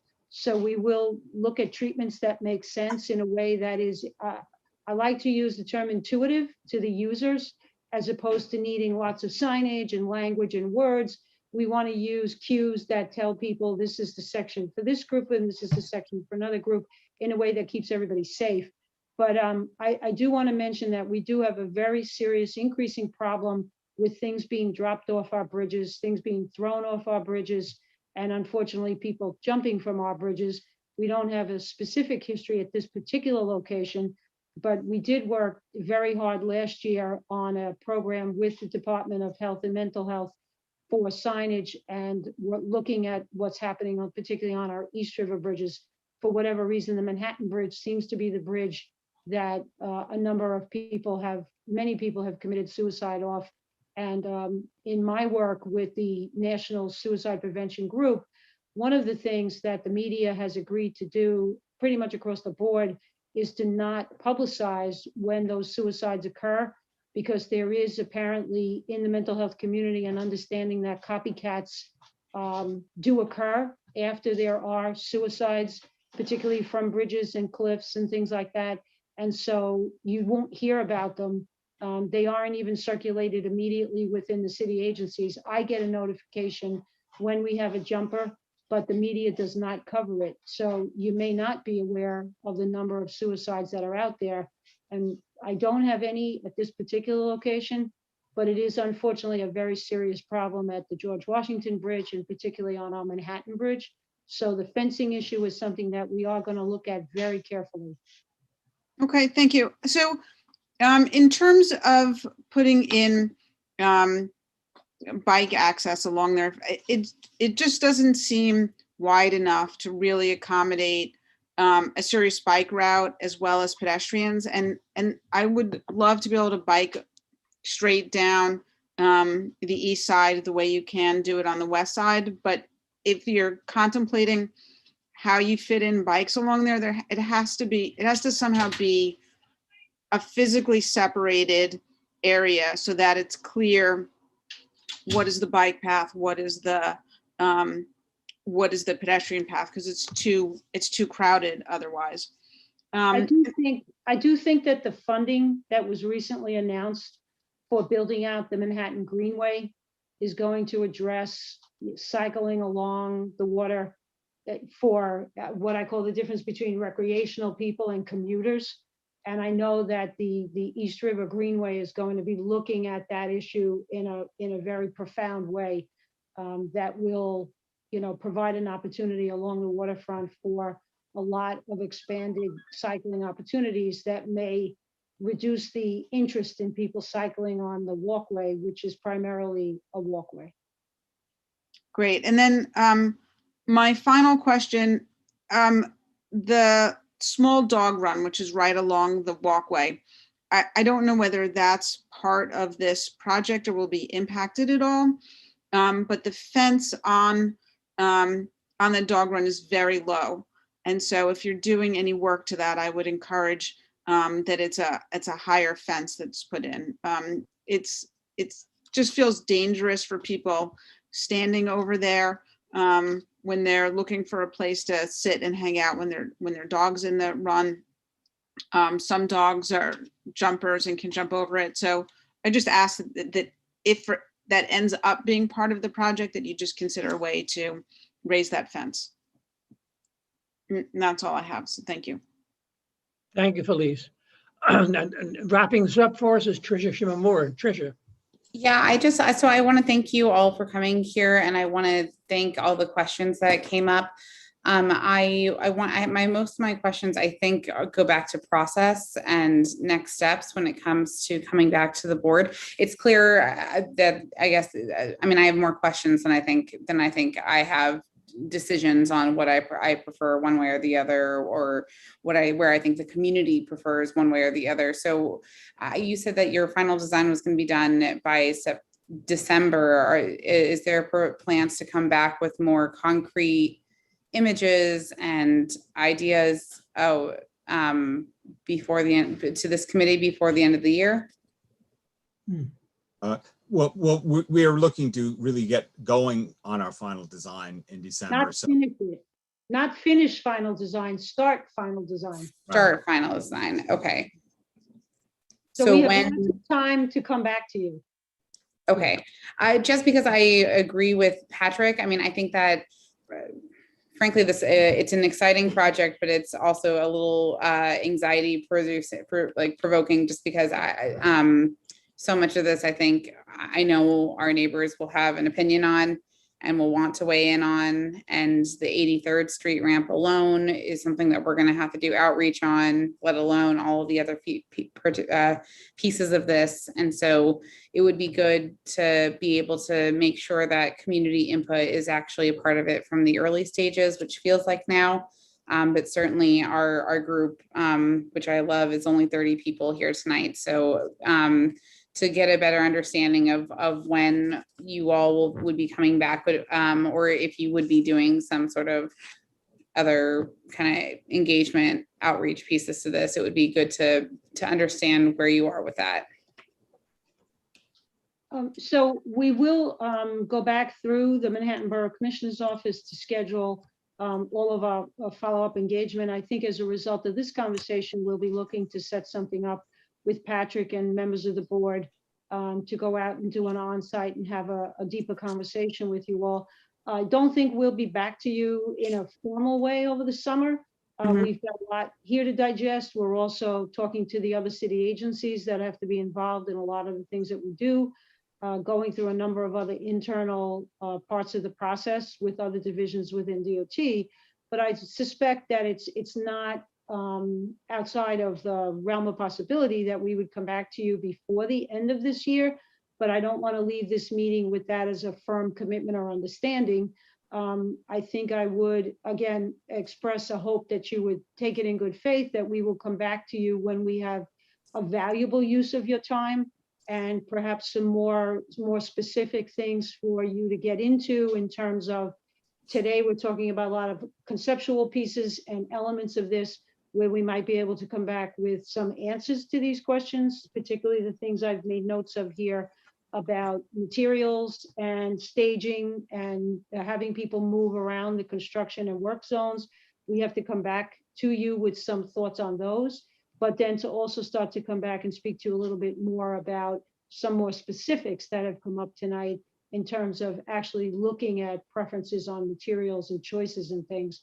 It might be too soon to say that we would be back to you by the end of the year, but please know we'll be back to you when we have something really of value to share with you and have you participate in looking at. Okay, thank you. On the issue of bikes, I was not aware that the Greenway money was gonna, I know certainly that some of that money is gonna go to designing dedicated pathways below 59th Street, but I don't believe that that's dedicated towards money towards fixing our very complicated transportation issues with bikes on the Esplanade above 59th Street, particularly in this section. I'm just going to say that I wholeheartedly agree with Felice. I am a biker. I'm also a pedestrian, but I've also spent many a days out on the Esplanade on a weekend. And frankly, I don't think, I'm not convinced that is a safe area for bikes, particularly as we go down the ramps from the upper Esplanade to the lower Esplanade. It's narrow. There's a lot of issues with that. So I would encourage you to think and to really engage with the community as much as possible as you think about and you work your way through with those issues. I say that as a biker and as a pedestrian. It's extremely complicated in that section, and it is extremely dense. It is, Let me. I hear everything you're saying, and it's all. I don't cycle to that degree, but all of the leadership, the Manhattan Greenway project, is being led by New York City EDC. It's their mission and responsibility to do waterfront work, and where we have bulkhead issues and issues with the waterfront, that is their primary charge. But the three agencies are working together as a team, with EDC, Parks, and DOT participating, because there are a number of structures that are waterfront specific structures, and then there are specific structures that will be bridge type structures. And so the three agencies are working together on a very regular basis to move forward on exactly what the elements of the Greenway will look like. But the leadership on that project is actually with EDC and Parks. DOT's role, particularly our role in bridges, is to support that effort being led by EDC and Parks. Okay. I will just then add one more piece, which I know is just a hair outside of this area, but since you brought up coordination between the three agencies, there has been a growing sinkhole at the base of the lower part of the Esplanade on 79th Street. And for months, what we've heard is that Parks telling us that it's DOT's issue, or Parks telling, that it's DEP, or that it's another agency. It doesn't feel like there's coordination. It just feels like there's a growing sinkhole. And as we see this incredible project of $80 million in its early phases is being started, I just keep thinking about how it would be so terrible to see that the base of the lower part of the Esplanade falling into the river by the time that this is all done, or while this is going on. So I don't know if DOT or if Parks, Steve, I know you're on this, or if somebody else can comment on this, but we've brought this up several months in a row about this growing sinkhole, and all we hear is that it's another agency's responsibility, that they're trying to get the other agency to take responsibility for it, but our community is suffering in the meantime. Well, I don't know that we've said that it's another agency's responsibility, although there are, this is not DOT's issue. Let me start out by saying that. There are a couple of places along the Esplanade where there are DEP outfalls, where we believe that those are contributing to the substructural erosion. And I believe at this point we are trying to have take a look at the underside at 79th Street to try to determine what the cause is of the sinkhole. I don't have an answer for you right now, but I'll try to get it tomorrow. Okay, thank you. I mean, I'm not to be, harsh with it, but it's immediately not a foot away from the FDR drive at this point. So I would think that all agencies would be concerned about a growing sinkhole that's probably doubled in size in the last 3 months. That's a foot away from the FDR drive and less than 6 feet away from the water's edge. I'll get back to you tomorrow. Thank you, Steve. Tricia, anything else at this time? No, that's it. Thank you, guys. Well, I want to thank you all for your great participation this evening. Enlightening, eye-opening, questions generating. Thank you very much, Janine. Good to see you once again. Bill, thank you. I was just gonna say that it's so nice to see you and Judy. Good. Thank you, dear. One quick question. Would you please forward the presentation to the board office so that we have it to work with when we do our minutes of this extraordinarily important meeting? Yes, and I was actually just answering an email from the DOT IT team. I had asked them to post it to our website tonight. And I just got an email from them right now that said that because of the hour at after 8 o'clock, they will have somebody post it to our DOT website in the morning, and we will send it to you as soon as the meeting is concluded. Great. Thank you so very much, Janine and Bill. And thank you all. Jennifer, thank you again. Say hello to the commissioner for us, please. Have a wonderful evening. And we will now. Good night. We'll move the agenda. Thank you so much. We'll move the agenda.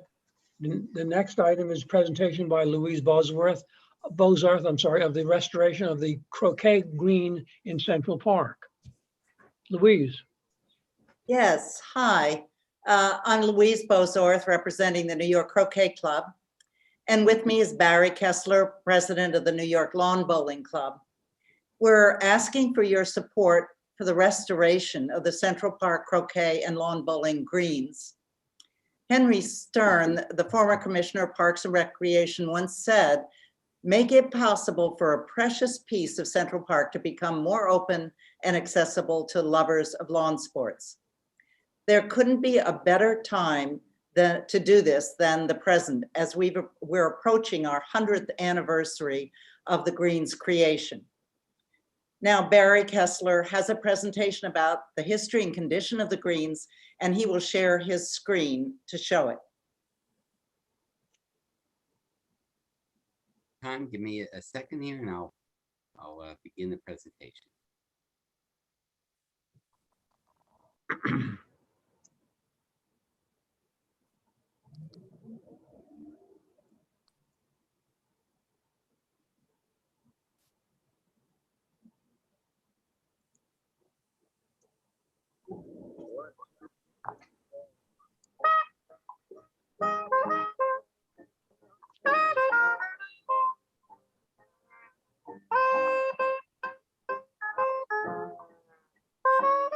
Thank you for inviting us to join you today.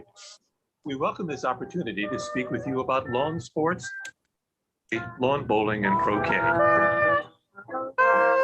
2026 will mark the New York Lawn Bowling Club's 100th anniversary in the Mineral Springs section of Central Park, just above Sheep Meadow.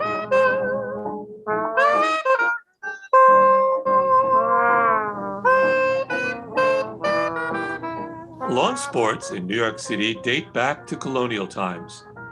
In 1626, the same year that Peter Minuet purchased Manhattan Island, Bowling Green was laid out in Lower Manhattan. On March 9, 1733, the New York City Council adopted a resolution providing for the creation of a bowling green. In the original 19th century design for Central Park, a croquet house was planned in the southern end of the park, but a larger structure was built instead to house equipment for many sports. Bowls arrived in Central Park in 1926 with the founding of the New York Lawn Bowling Club and construction of a new bowling green. A second green added in 1930 is now used by the New York Croquet Club.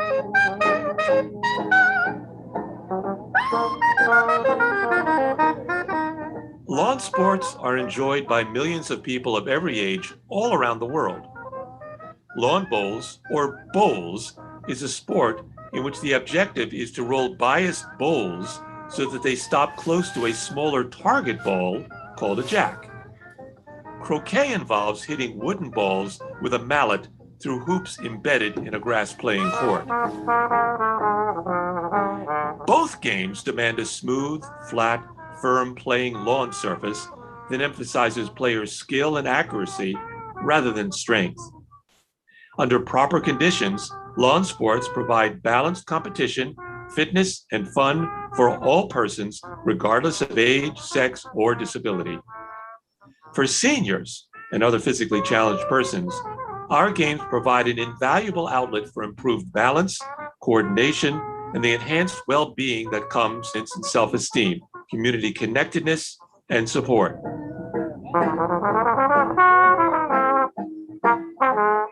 27% of Upper East Siders are at least 60 years young. The physically able may enjoy tennis, jogging, or even a leisurely walk. Yet for the physically challenged, there are few recreational options within Central Park. The lawn bowling greens in the park offer an invaluable haven for city's residents of all ages and physical conditions to compete on an equal playing field.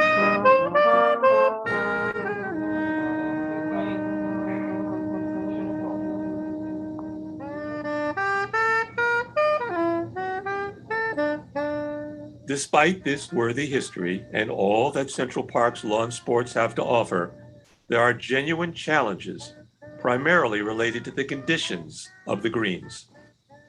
Notwithstanding the continued care the Conservancy provides, the Central Park greens and accompanying lawn sports center facility have fallen into disrepair. The sports center, once a fully dedicated clubhouse, now is divided to share services as a maintenance facility. Moreover, as our pictures will clearly demonstrate, the greens are a mere shadow of their former selves, now inconsistent at best and unplayable at worst.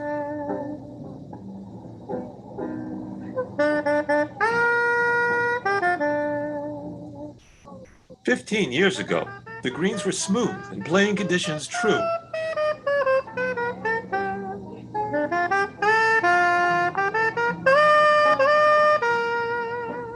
Now, the greens are rough, spotty, unplayable. Without a smooth, level, and firm lawn surface, the nature of play changes dramatically. No longer can the bowler gently lay the bowl on the flattened grass and rely on the arc of the bowl's bias to reach its intended target.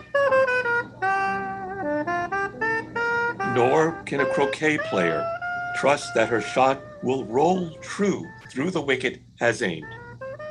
As players are forced to use strength as opposed to accuracy and acumen, less physically capable persons can no longer play at all. Thick grass affects distance and direction. The unpredictability of a rough surface alters shot direction and hampers the player's balance. The beauty and appeal of the games are lost. And older players are threatened with strained, even torn muscles due to the effort to send the ball down the green.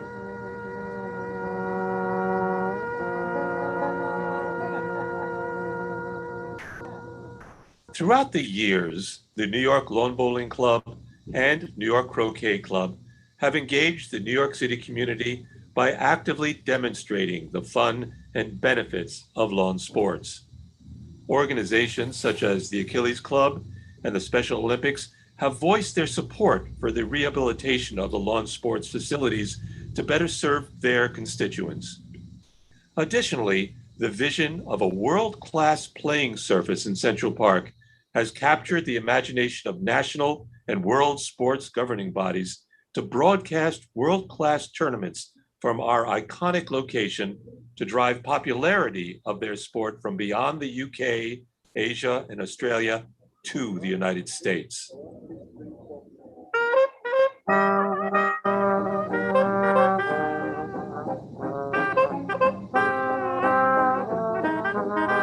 At the turn of the 1900s, Mineral Springs was a popular family destination. Alongside the greens, there originally stood a rich decorated Moorish-style pavilion designed by park co-designer Calvert Vaux. Inside the centerpiece was an ornate marble counter with silver faucets dispensing various mineral waters, then thought to provide numerous health benefits. In July of 1869, the Times noted that, quote, thousands of people visit the springs early in the morning for the purpose of drinking the waters and for recreation, end quote. The mid-20th century proved unkind to the pavilion. In 1957, it was demolished and replaced by Robert Moses with an uninspired structure that houses the recently reopened La Panne Quotidienne and adjoining Lawn Sports Center. One of Central Park's most delightful architectural gems was lost forever. The centennial celebration of lawn sports in Central Park gives us the perfect moment to return Mineral Springs to its glory days. The global media attention from annual televised sports competitions would bring a vital source of revenue for the Parks Department and goodwill to this long neglected section of the park. Thank you again for providing us this opportunity to speak. If time permits, we're happy to expound upon our vision of lawn sports in Central Park and answer any questions you may have. Barry, thank you very much. Just specifically, what is that you were requesting of the community board to do? Yes. Excuse me, Barry. Thank you. We're asking for the support of the Community Board 8 in our upcoming petition to the city's Parks Department and Conservancy to return the greens to their original vibrancy. Our objectives are clear. We seek to repair our city's greens, reestablish a firm, playable grass surface for bowlers and croquet players for the pleasure of games and safe competition. We want to create a venue that's worthy of televised events sponsored by World Lawn Sports organizations so as to bring worldwide attention and revenue to the park. And finally, to return glory to Mineral Springs as conceived by Olmsted and Vaux, a destination for public refreshment and recreation. These goals we feel are achievable, and we've had a great green there since 1926, and all we need is the will to move forward. So as we go upon the effort of speaking to the folks at the Parks Department and the Conservancy, we just wanted to bring this critical need that exists for ourselves, for the seniors and other physically challenged people in our community. Well, good. That's very good. But Barry, did you mention that you have a petition that you're bringing before? Well, we work with the Conservancy on a regular basis. We work with the operational side. We've had conversations with their design group and whatnot, but there's at this point, we haven't been successful in getting the attention of anyone at the park level beyond or above operations. So we were looking to kind of put this out there and reach out to the community and make them aware of the fact that what was a great sport and a great asset and valuable resource for seniors and other physically challenged is just not able to be that in its current condition. And we really look for your direction and how we proceed. We're kind of new to the political world, and it's a really pleasure meeting everyone who makes our city work so well. So from a personal level, I'm enjoying this meeting, and you know, love your guidance, love to work with you, and so we can get to, you know, to the level that you know, that we were for the previous conversation.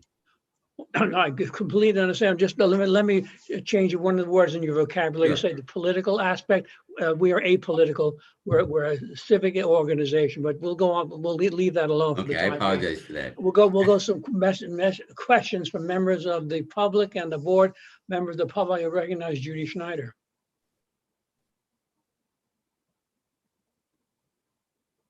Judy's muted.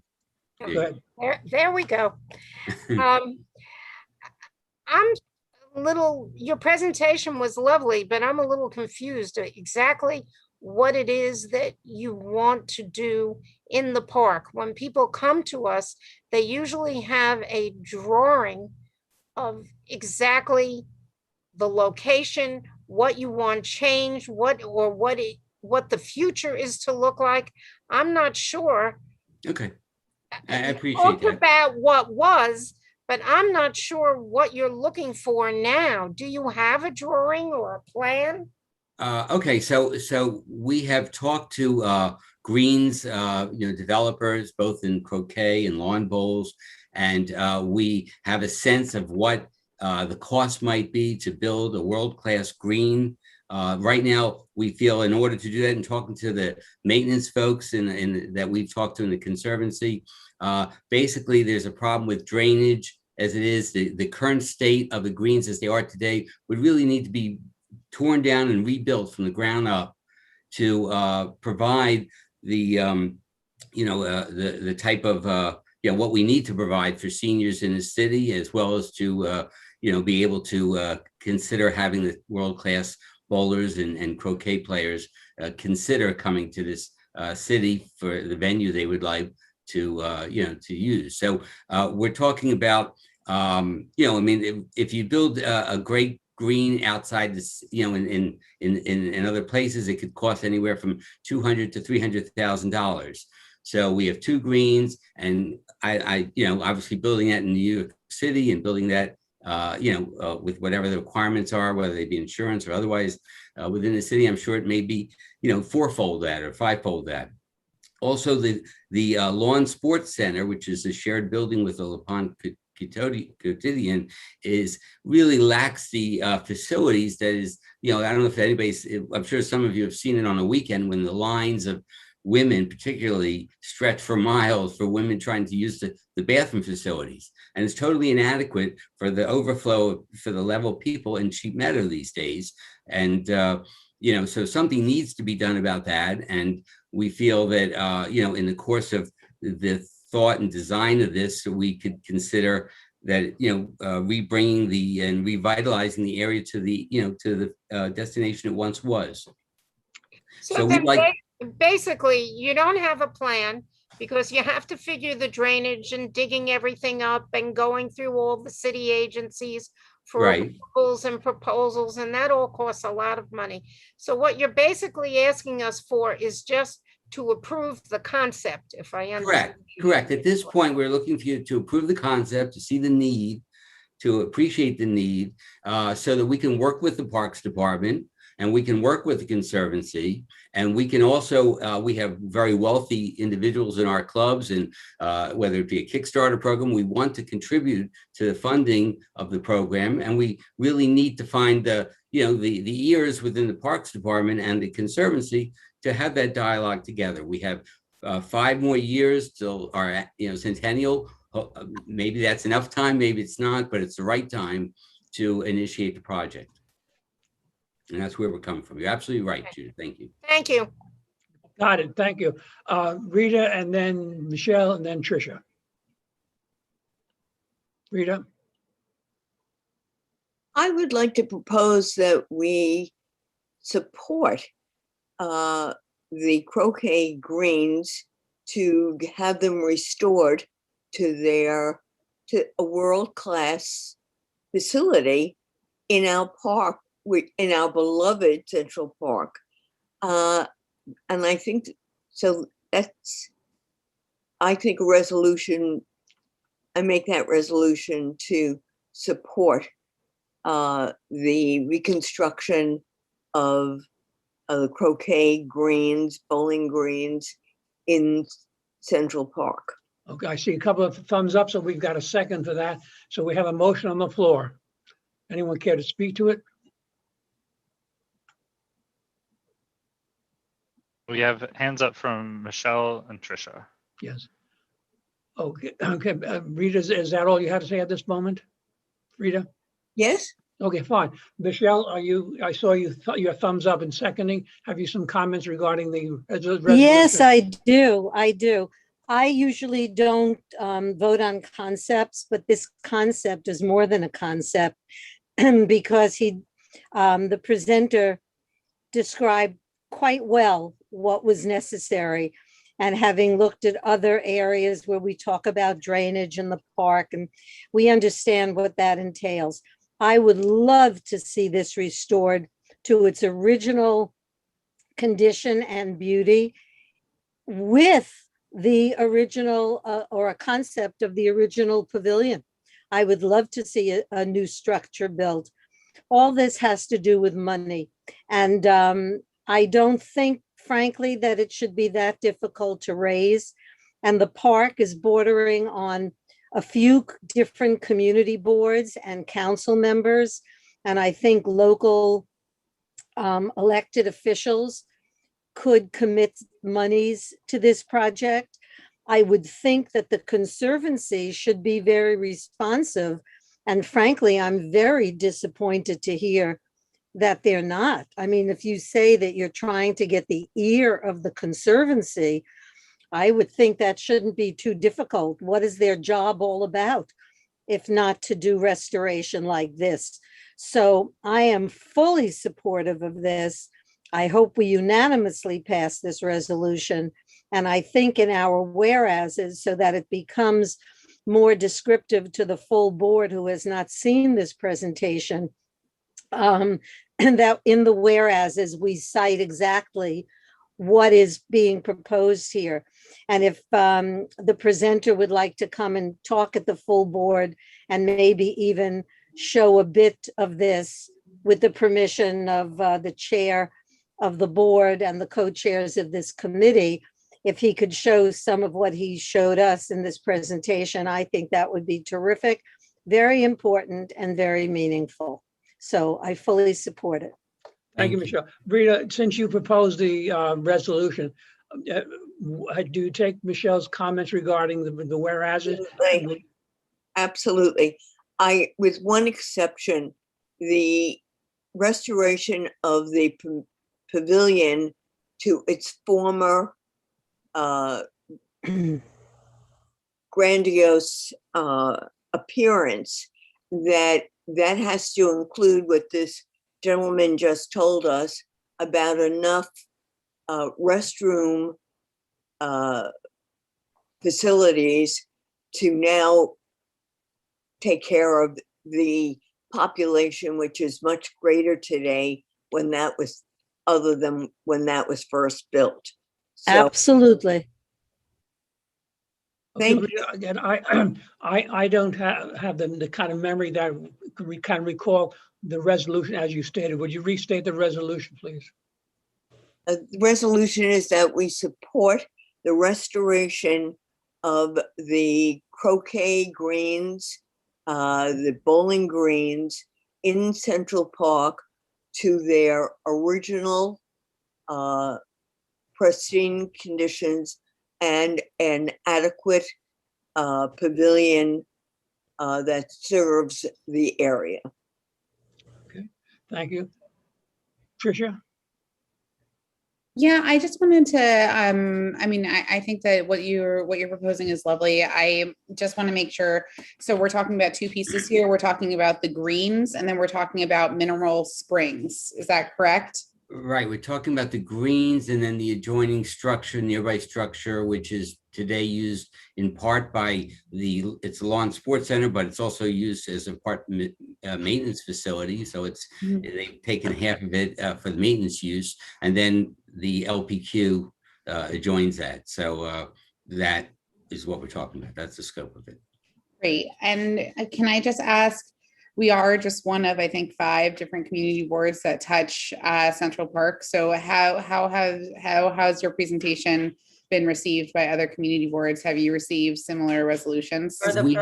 We have a presentation scheduled for the end of this month. We were on tap for last month, but there was a holiday, so we got pushed to this month. And we wanted to take our learnings from these two, and then we'll go and approach the other, I think, 3 that touch upon the park.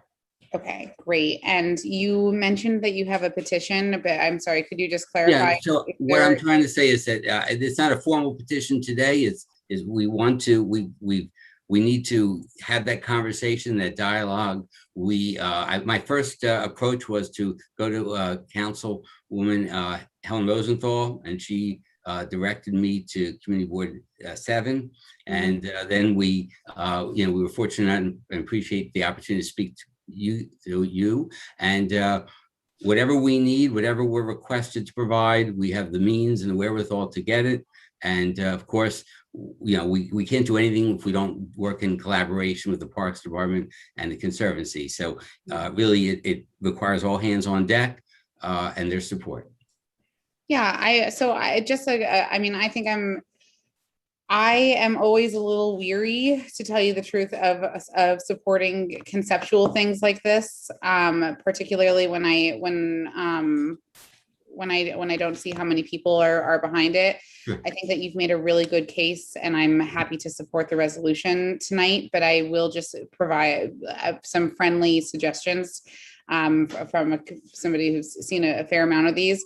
I think that you should include pictures of what it currently looks like today. I had to look myself up for what Mineral Springs looks like, and I agree with you. It's an extremely uninspiring building, but I think that you should include those. I think more pictures of the greens and the grounds as they are today are particularly compelling. I think that you should go to every single council member who represents who touches Central Park and ask them to have an electronic petition so that you can go confidently to the other community boards and let them know how many people have signed on saying that this is important. I think that the push for 2026 and that centennial celebration is significant and certainly compelling, but like I said, I'm happy to support this tonight, but I do think that that, and then making it extremely clear that it's the greens and it's the structure, that those 2 pieces are there. And then if you have the ability to fundraise, then I think you should be doing it, frankly, now. Absolutely. And I wanted to, I've been, approached by our members and our clubs about that. And I said, look, I don't want to ask for your money if I don't have the ear of the people who can make it happen. So I want to at least put it out there. I want to get a feeling that I'm not, taking money from people for something I can't deliver. Mm-hmm. So I totally hear you. And, I don't know the process to get an electronic petition going, but, to the extent that I can speak to you offline or get your assistance, sure. I would love that, appreciate that. And I will take every step you suggest. And the last piece was, can you just clarify, have you spoken to anybody at Central Park Conservancy yet? Because generally we've spoken to them and normally they do have a plan for reseeding lawns and it's part of their general cycle of things.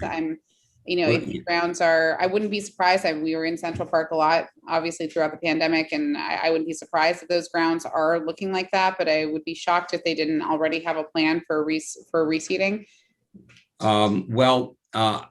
I'll let Jim, who has his hand up, I'll let him speak as well. Jim, if you could, someone might unmute him.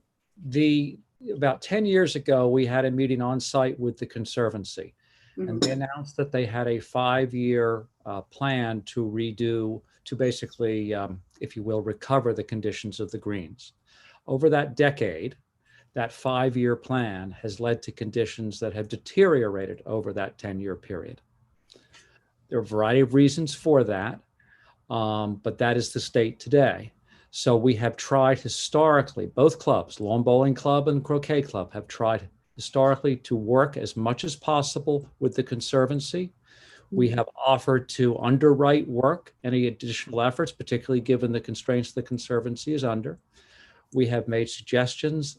We have offered help, assistance, and financial assistance. And the conditions of the greens today speak for themselves, that they are deteriorated over the 10-year course of that 5-year plan.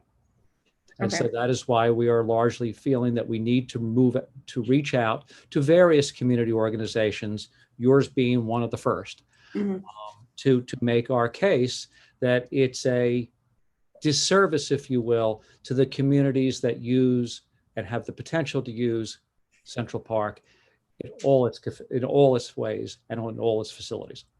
Okay, thank you. Thank you very much for your interest and your support. Michelle, you're going to call the question? If I may, I would just add one other point.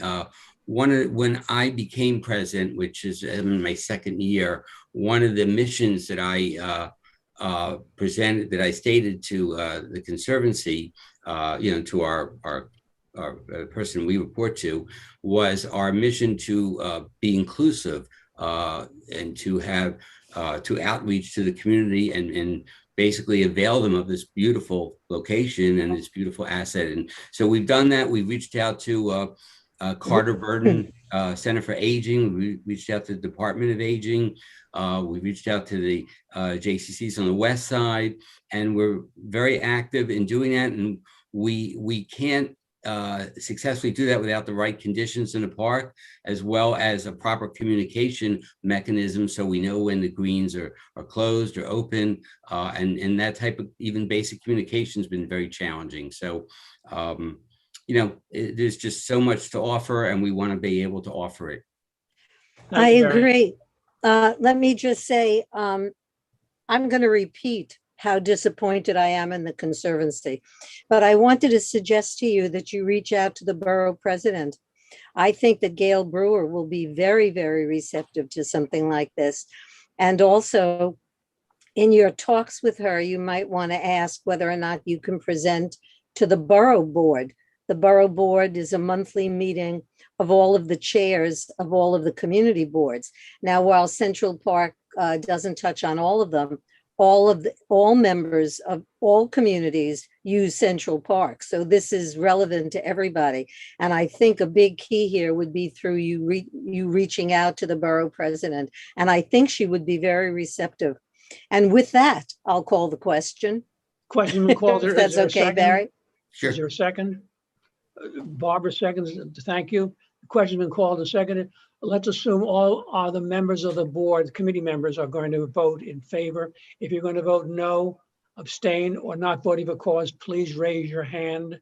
Use you've been through this drill before. Hi, Barry. I introduced Barry Kessler to this committee. Am I able to vote or not? Yes, you are. Okay, thank you. Okay.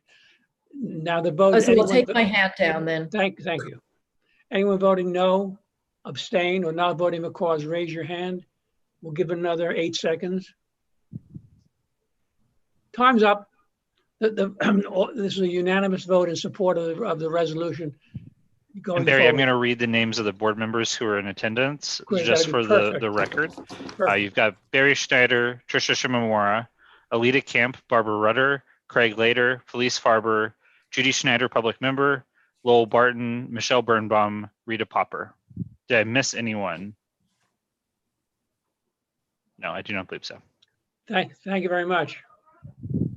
We have Barbara Rudder there, Will? Yes, I said Barbara Rudder. Okay. Got it. Thank you very much. We're going to move the agenda. Unfortunately, the gentleman who's going to be here, the Chief of Parks Operation, Damon Bennett, had to leave before this hour. He has other commitments. We'll ask him to join us at a subsequent meeting. And now we ask Wes Hamilton to give us a brief update on the conditions in the Parks Department. Wes, it's all yours. Hey, good evening, Barry. It will be a brief update, as they usually are, but I'd like to say thanks for everyone tonight. It's great to see everyone, and some really great presentations and some exciting news and very informative presentations this evening. So thank you for all of you who are here and everyone who did that. As you usually see, as people see out there, our park usage and our permits are up. They're up probably more than they ever have. It's been a trend that's been happening for some time now. We're moving well into our summer season, and our seasonal staff is beginning to trickle in. We hope to have more seasonal staff coming in soon and get to our full staffing capacity as soon as possible. But we're still working on that. We're still on schedule and expecting all our pools to open on June 26th. And the way the weather's been, we anticipate really having a nice crowd out there for the opening of our pool season. Our special events, we have capacity limits now that have been increased up to 500 for a special event. So that is the maximum size for any special events at this current time. If any of that changes moving further into the summer, we'll try to update the community board, but we still do have some capacity limits. And we also have 2-hour sound limits as well. But we are, for some areas that do allow sound, we are starting to approve sound permits, but it does have a 2-hour limit. With that being said too, I want to mention that we had a lot of successful volunteer projects throughout the district and Community Board 8.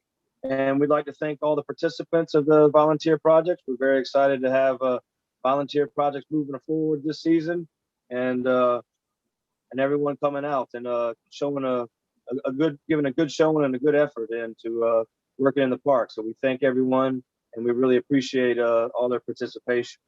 When it comes to capital projects, give a few brief updates. 24 Sycamore is at about 90% complete, and we expect that to be completed around August. For John Jay Park in the Sinton area, that will begin after the pool season, so we're looking to expect that to begin sometime around September. Haswell Green, or the EDC project, which is not a parks project, but in conjunction, is on schedule and no reported delays on that project currently. We have begun construction on the Esplanade between 68 and 71st Street. So that's it for my updates. Try to answer any questions if anybody has any that I can try to address tonight. Tricia. Hey, Wes, just a couple questions for you. One, I just wanted to thank you for being so responsive so quickly. We had a unruly water fountain in John Jay 2 weekends ago that was just turning into a big pool of water, and Wes on a Sunday fixed the problem within 45 minutes of when I nagged him about it, which was amazing. The only problem is that the following weekend, which was last weekend, I understand that it was happening again. So I don't know if you could just let us know what the status is on that water fountain. It's obviously extremely hot, and would love to make sure that it's not making a second pool at John Jay this upcoming weekend.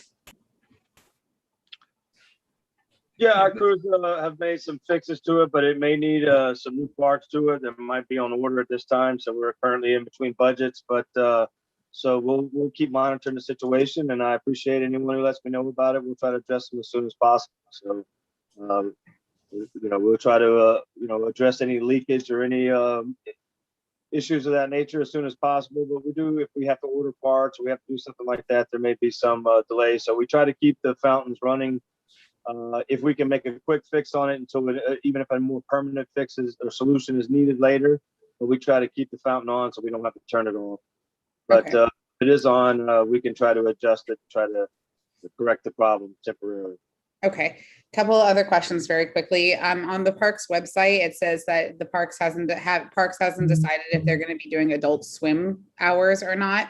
Last time we heard you talk about this last month. It didn't seem like there was any indication that adult swim hours wouldn't be happening, but can you let us know now whether or not there plans to be that early morning adult swim hours? I really don't have any more details on our pools as far as adult swim or capacity at this time. Right now, we're really just focused on getting them up and operational. We'll try to update the board as soon as that information becomes available.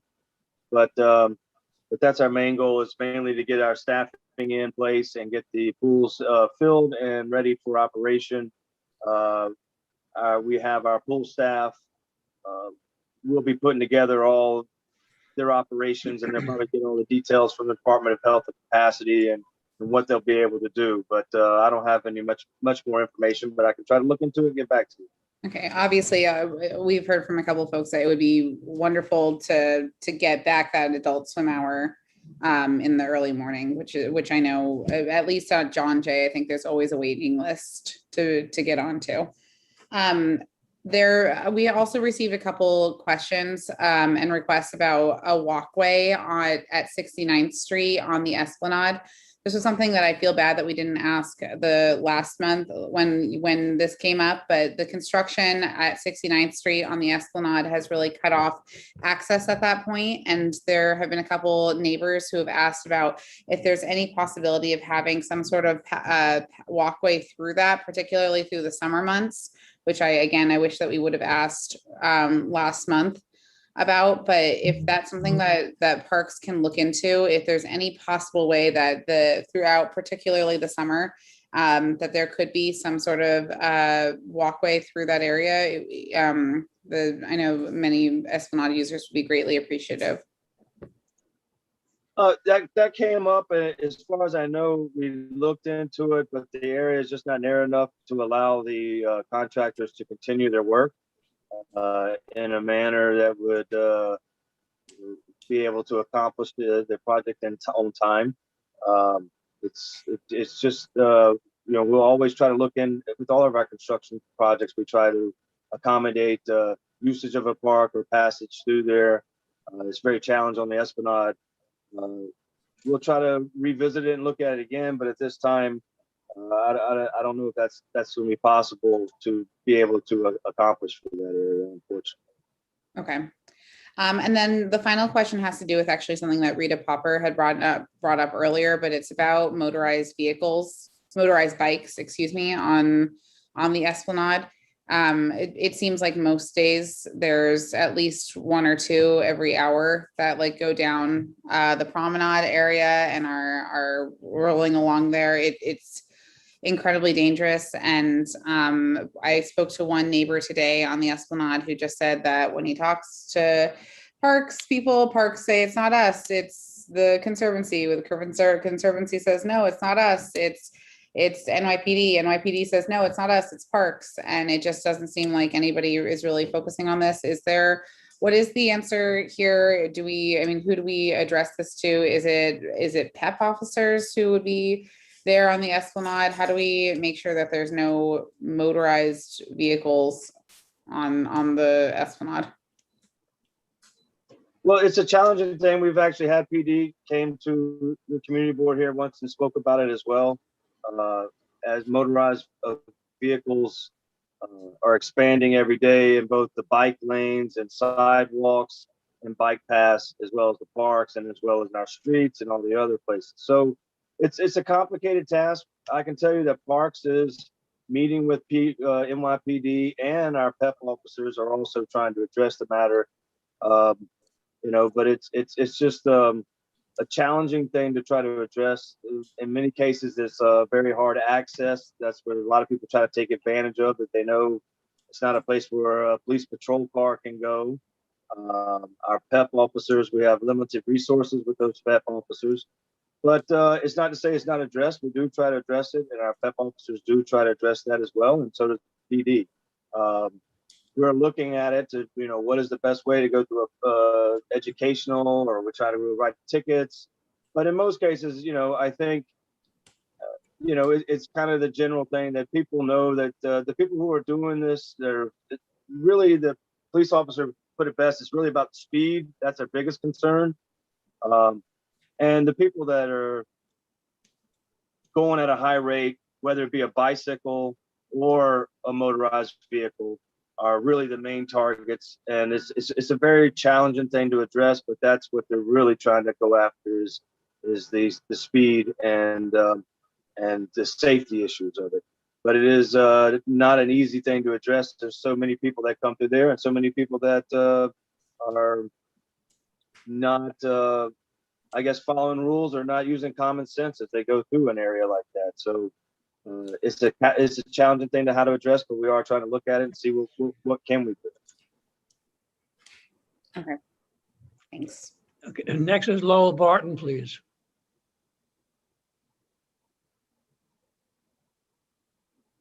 How you doing, Wes? I was wondering what contractor got awarded the sitting area at the park, John Jay?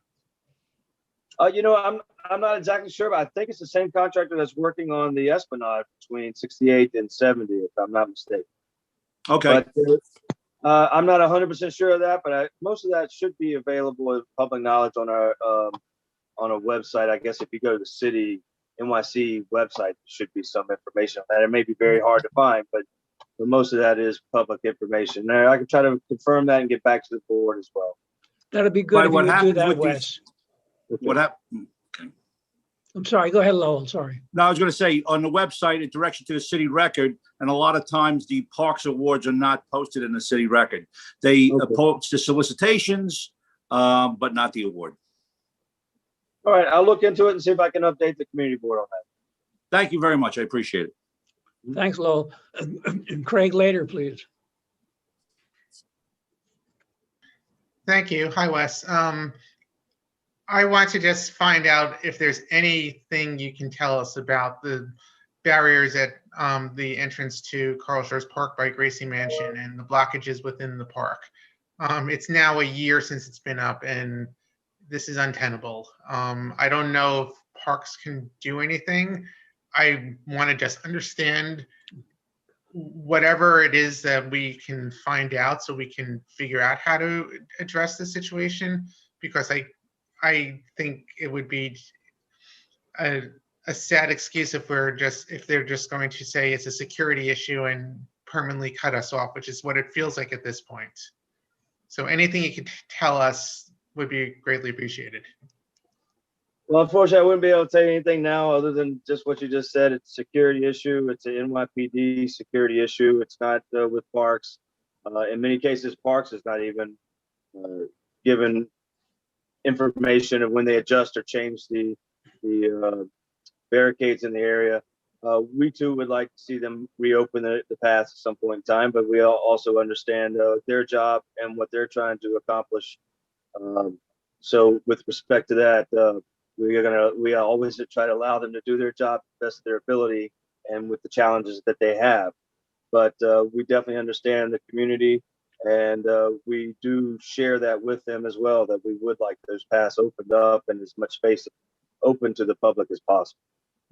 So then let me ask the question of the chair, is not to put you on the spot, but what do you see as potentially a community board mechanism to try to address this situation? Would it be Parks and Waterfront inviting the 19th precinct, or I don't even know if it's the 19th precinct or if it's a special unit that's basically the security for the mayor's office, or would it be our public safety committee? I would recommend the best way to address that would be through the public safety committee, especially since it's a security issue. Yeah, I was actually asking Barry and Tricia. Go ahead. I'm totally happy going to and having it being a joint issue, but Barry, I think I'll defer to you on this, but I'm happy for us to, I think a resolution makes a lot of sense, but I think that we can't do it until we, I think we should loop in the public safety folks. You know, and also we should try to determine who's responsible for the condition that exists. Is it NYPD? Is it some other agency within the city? Is it for higher up? We don't know. I think the first thing we should do is try to find out who's responsible. And we can do that starting tomorrow, making some phone calls. Okay, Craig? Okay. And I'll get back to you offline as we find out who's responsible. Then we're going to ask the chair to assign to the proper committee.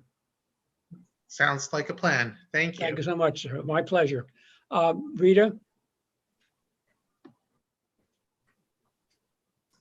I don't think that the problem of these new mini motorcycles, they have a place for a license in the back. And Michelle Birnbaum has always, and I've supported her, wanting to have license plates on these types of vehicles. Well, this is a new vehicle that has come up, and I'm asking, where do you think this problem belongs? It's not a parks problem, though it will end up being somebody's problem if they get hurt in the park. But they're going to get hurt on the street, they're going to get hurt anyplace else. Where do you think we should take this problem of licensing these vehicles so that they obey the traffic laws? It's a transportation issue, strictly. And years ago, when I was co-chair of the Transportation Committee, we looked into having bicycles and other motorized vehicles like such licensed and registered. And we went to many areas, government agencies, nationwide. And whenever attempt was made to license or register two-wheeled vehicles, it failed. It doesn't mean today it will not fail, because today is a totally different animal than when I was co-chair many years ago. So I think it's worthwhile to throw this at our friends at the Transportation Committee and see if they can dig deeper into finding a way to have these vehicles licensed and registered. That answers your question. Thank you. Thank you. Next is Michelle, and then Barbara Rutter. Yeah, thank you for that. And thank you, Rita, for noting that. The climate about licensing his bicycles and motorized bikes is quite different now. And I believe that there is a taste for it now, because the mayor came out and said that it would be something that he would look at. You know, you can't just encourage increased riding on all these different kinds of vehicles. And that is something that people want without providing a way to curtail them. There's no way to have control over any of these vehicles without licensing. The issue that we ran into was it's a state issue. Licensing Correct. Comes from the state, and that's what the problem is. However, it wouldn't be a problem if the city agencies put pressure on the states, and the city actually could make their own law about this. Michelle, Michelle, let me interrupt. It's now 9:01. Yeah, but I want to make another point about the fence. Let me just make that quick point. Michelle, this is a Parks and Waterfront Committee. Let's make a parks point rather than a transportation point. Yes, that's about what I'm going to do. You talked about the fence. Craig is talking about around the mayors. My recollection is the mayor and his wife requested this, and that's how it was put in. So that's where I think the issue is. I don't know whether he has his private security, a separate division of the police, whoever it is, but the request came directly from the mayor. So I would, in your research, I would start with that. That's valuable. Thank you very much, Michelle. I shall do that. And Barbara Rutter?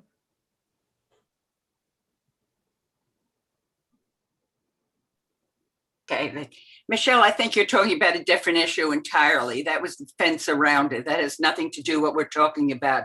As I said before, I was outraged. I've always been annoyed, but today was the worst. If you're walking in Colchers Park, through the whole park, and I think maybe the Conservancy can get involved with this, there are places you just can't go. And if you turn off, you have to go upstairs that are very steep without railings. So certainly it's an ADA problem. Today, what happened, as I said, I wanted to walk to the ferry. I thought I would go in there. And as I was looking, somebody with a walker came along, and I moved the stanchion, knowing that within 20 seconds, police would come out.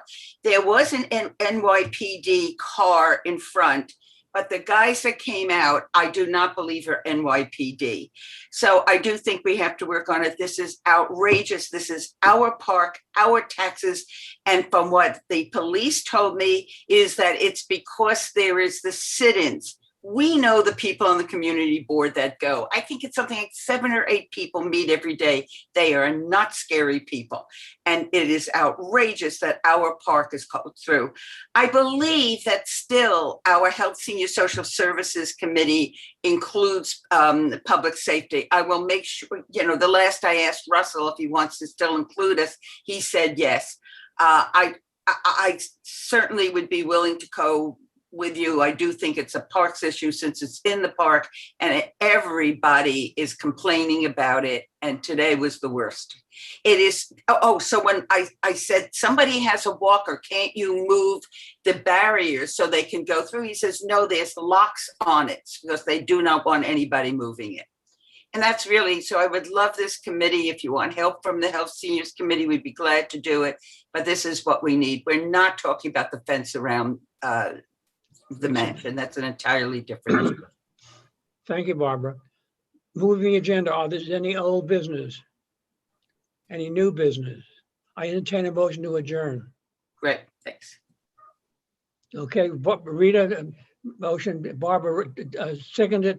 We are adjourned. Thank you very much. Have a lovely evening. What's left of it. And we'll see you again soon. Good night. Good night.